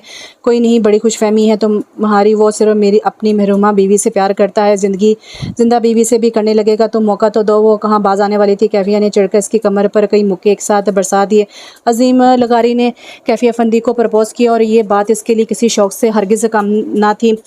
वो शख्स जो अपनी महरूमा बीवी के लिए पागल था, जिसे इसकी इस्तेमालशुदा किसी चीज़ पर दूसरों का साया पढ़ना भी गवारा नहीं था। इस शख्स ने इसे प्रपोज़ किया था। वो यकीन नहीं कर पा रही थी। भाभी ने इससे इसकी राय पूछी थी, लेकिन वो खुद इनके शोहर दोनों इस प्रपोज़ल से बहुत खुश थे। लिहाजा शर्माते हिचकिचाते हुए इसने भी हाँ में जवाब दे दिया था, जिसके बाद चट मंगनी और पट ब्याह वाला हिसाब हुआ, और वो अजीम लगारी के नाम से मसरूफ़ होकर इसके ग्रीन पैलेस में आ गई थी। कैफिया ने अपनी शादी में सलार को खुसूसी तौर पर इन्वाइट किया था, मगर वो अपनी बेतहाशा मसरूफियत के पेश नज़र सिर्फ वलीमे वाले दिन ही थोड़ी देर के लिए आ सका, और इस वक्त भी इसने सारा को कोई ख़ास रिस्पॉन्स नहीं दिया था, जिस पर वो जी भर कर दुखी हुई थी। कैफिया की रुखसती के फ़ौरन बाद शदीद जज्बातियत का शिकार होकर उसने भी फौरी हवेली वापसी की तैयारी बांध ली थी, जिस पर भाभी ने खासा एहतजाज किया था, मगर इसने सादगी से माज़र कर ली। अपनी जान से परी दोस्त को खुशियों की हज़ारों दुआएं देती वो अपने घर वापस लौटी तो दरो दीवार से टपकती अजीब सी वहशत ने से फिर रुला दिया। थोड़ी ही देर में इर्द गिर्द के गाँव से ख़वातीन अफसोस के लिए इसके पास आना शुरू हो गई थी। इन ख़वातीन से जैसे जैसे वो अपने भाइयों की दरिंदगी का हवाल सुनती जा रही थी, इसकी हालत गैर होती जा रही थी। अपनी महबूब माँ और भाभी की मौत पर वो जैसे अंदर से टूट कर रह गई थी। इसे ज़रा सा गुमान भी होता कि इसके हिस्से की जायदाद के लिए इसके भाई इतने जालिम बन जाएंगे तो वो खुद खुशी खुशी अपना हिस्सा इन्हें सौंप देती। असलम लोहार और इसका बेटा सलार की कोशिशों से बेगुनाह साबित होकर जेल से बाहर आ चुके थे, मगर इसकी बीवी अब भी झोली फैला फैला कर इसके भाइयों को बददुआएं देती नजर आती थी। सलार को इसकी हवेली का आमद का पता चला तो फ़ौरन दौड़ा आया। यहाँ क्यों आई हो? आते ही पहला सवाल इसने यही पूछा था। सारा ने इसकी आमद पर अपने आंसू पूंछ लिए थे। मेरा घर है, ये कोई रोक सकता है? मुझे यहाँ आने से रोक तो सकता है मगर रोकूंगा नहीं, क्योंकि फूफो से वादा कर चुका हूँ हमेशा तुम्हें खुश रखने का। मगर मुझे अब खुशियाँ नहीं चाहिए। जब मुझे खुशियाँ देखकर खुश होने वाले ही नहीं रहे तो ये खुशियाँ किस काम की? इसकी पलकें फिर नम हो गई थी। सलार जवाब में इसके मुकाबले बैठ गया। नहीं सारा, ऐसे नहीं कहते। अल्लाह अपने नेक बंदों का इम्तिहान लेता है और गुनाहगारों को इनकी बदअमालियों की सज़ा देता है। मैं अगर फूफो का हुक्म ना मानता तो वो लोग तुम्हें जान से मार देते। तो क्या हुआ? मुझे मार देते जान से, मेरी माँ और भाभी तो बच जाती। भूल है तुम्हारी, जिन लोगों के ज़मीर मर जाते हैं सारा, वो किसी रिश्ते को भी डसने से बाज नहीं आते। और होता तो वही है जो कातिब तकदीर ने हमारी किस्मतों में लिख दिया है। हो सकता है कुदरत तुमसे अपने बहुत से सीधे साधे बंदों की भलाई का काम लेना चाहती हो। हाँ, तो फिर रोने धोने में खुद को ज़ाया करने की बजाय कोई भलाई का काम करने का सोचो। बाकी जहाँ तक मेरी ज़ात का सवाल है, अगर तुम चाहोगी तो मैं ये रिश्ता जो ज़बरदस्ती कायम हुआ था बरकरार रखूँगा। अगर तुम नहीं चाहोगी तो इसकी बात दूरे छोड़ने पर इसका दिल जैसे ज़ोर से धड़का था। तो क्या सीधी सी बात है, अगर तुम नहीं चाहोगी तो भी मैं तुम्हारी जान छोड़ने वाला नहीं। हल्की सी सांस भरकर वह मुस्कुराया था। जवाब में सारा ना चाहते हुए भी इसके सामने रो पड़ी। बस अब रहम करो मुझ पर, और कितना जब से काम लूँ, अब तो मेरी भी बस हो चुकी है। इसे नरमी से थाम कर गले लगाते हुए बोला तो वो इससे लिपट कर मज़ीद दिल का गुबार हल्का करने लगी। ये तय था कि वो शख्स मोहब्बतों का घना सायादार दरख्त था जो इसे अपने रब की करम नवाजियों के बाद अपनी माँ की दुआओं से मिला था। और अब इस खूबसूरत हमसफ़र का साथ पाके से अपने गांव के सीधे साधे गरीब लोगों के लिए ना सिर्फ बुनियादी तलीम के असूल का बंदोबस्त करना था, बल्कि अपनी ज़मीनों से हासिल होने वाली आमदनी से इसी गाँव के मुख्तलिफ ज़रूरियात पूरी करके इन ज़ातियों का कफ़ारा अदा करना था जो इसके राह भटके हुए भाइयों से जाने अनजाने में सरजद होती रही थी कि अब इनके अंजाम से बहुत अच्छी तरह बाखबर हो चुकी थी। अजीम अपनी माँ से हज़ारों दुआएं लेकर इन्हें खुश खुर्रम सुनाने के बाद जो ही अपने बेडरूम में दाखिल हुआ, वहाँ अपने बेड पर कैफिया को दुल्हन की रूम में साद और हरीन के साथ मगन देखकर रुक गया। वो कितना हसीन और मुकम्मल नज़र आता था। हरीन की निगाह अचानक इस पर पड़ी थी और वो खुशी से फ़ौरन इसके करीब दौड़ आई थी। पापा, आपको पता है आनी मेरी मामा बन गई है, मैं इन्हें मामा कह सकती हूँ। वो इसकी तरफ देखते हुए मुस्कुराया था। ओह पापा, आज मैं बहुत खुश हूँ। साद और दादी माँ भी बहुत खुश हैं। आप देखिएगा अब मामा यूँ ठीक कर देंगी। दादी माँ को चुटकी बजाते हुए हरी ने कहा तो वह मज़ीद मुस्कुरा दिए। जी बेटे जाओ, जादू आता है आपकी मामा को, इसलिए वो हर चीज़ यूँ ठीक कर देती है। कैफिया बाप बेटी की गुफ्तगू को एंजॉय करते हुए खुद भी मुस्कुरा रही थी। तभी वो इसके करीब आया था। अस्सलाम वालेकुम। वालेकुम अस्सलाम। इसके करीब आने पर दिल की धड़कनें फिर मुंतशिर हो गई थी जब वो बोला, बच्चों को साथ लेकर सोने का इरादा है क्या? हाँ। क्यों से क्या मतलब है? मेरे बच्चे हैं। अच्छा, लेकिन इन बच्चों का एक बाप भी है जिसे अभी तुमसे बहुत सारी बातें शेयर करनी है। वो क्या करें? इसकी आंखों में शरारत थी। कैफिया ने आंखें झुका ली। अब वो भी वेट करें मेरे बच्चों के सोने का। हक़त मदहोशी में सरजद होने वाली हरकत की इतनी बड़ी सज़ा वो इससे कुछ याद दिला रहा था। कैफिया का सर मज़ीद झुक गया। जी हाँ, नहीं यार, मैंने सुना है तुम बड़ी रहम दिल लड़की हो और तुम्हारी इसी अदा ने मुझे ज़िंदगी की तरफ वापस पढ़ने में मदद दी, वरना मुनीज़ा के बाद किसी और के संग जीने का तस्वर भी नहीं था। मेरे पास तो तुम्हारी कुर्बानियों ने मुझे साथ दिलाया कि ज़िंदगी महज अपने लिए जीने का नाम नहीं है, इसका मकसद ही खुद को दूसरों के लिए वक़्फ़ कर देना। इसी सोच के तहत देखो क्या से क्या होकर रह गया मैं। इसके लहजे में हल्की सी नमी थी। कैफिया सर उठाकर बगौर इसके चेहरे को देखने लगी। तुम बहुत अच्छी हो कैफिया। हो सकता है मुनीज़ा की याद मुझे पूरी तरह से तुम्हें खुश रखने का मौका ना दे, मगर मैं कोशिश करूँगा कि कभी तुम्हारी आंख में आंसू ना आने दो। बेखबरी में दानास्ता अगर कोई भूल हो भी जाए तो प्लीज़ मुझे माफ़ करके दरगुजर करने से काम लेते रहना प्लीज़। थैंक्स डियर, तुम वाकई दुनिया की सबसे अच्छी लड़की हो। अजहद मनमोह होकर वो अब इसका हाथ थाम रहा था जब साद अचानक बोला, नहीं मेरी मामा है। इसने कैफिया का हाथ अजीम के हाथ से फ़ौरन खींच लिया था, जिस पर अजीम के साथ साथ वो भी हंस पड़ी थी। लगता है ये दो ही रह गए हैं, वो सरगोशी में मुस्कुराते हुए इससे कह रहा था, जिस पर एक बार फिर हंसते हुए कैफिया ने साद को अपनी बाहों में भर लिया था। साथ मुनीज़ा की तस्वीर लगी थी, मगर कैफिया को अब इसमें अपना अक्सर दिखाई दे रहा था। वो आने वाले वक़्त के हसीन लम्हों को तस्वर में लाती साद और हरीन को अपने साथ लगाए अजीम लगारी के मजबूत कंधे पर सर टका गई कि कभी कभी कुदरत आप पर यूं मेहरबान भी हो जाती है। तो यहाँ पर ये नावल ख़त्म हुआ। नावल का नाम था पत्थरों की बस्ती में और इसकी राइटर है नाज़िया कंवल नियाज़ी। उम्मीद करती हूँ आपको ये नावल पसंद आया। अगर प्लीज़ वीडियो को लाइक लाजमी कर दिया करें और कमेंट्स भी किया करें। आप लोगों के व्यूज़ बहुत कम हो गए हुए हैं, मैं इसकी वजह जानना चाहती हूँ। कमेंट्स में बताइएगा कि इसकी क्या वजह है। इंशाल्लाह फिर हाज़िर होती हूँ, तब तक के लिए इजाज़त दीजिए। अल्लाह हाफ़िज़।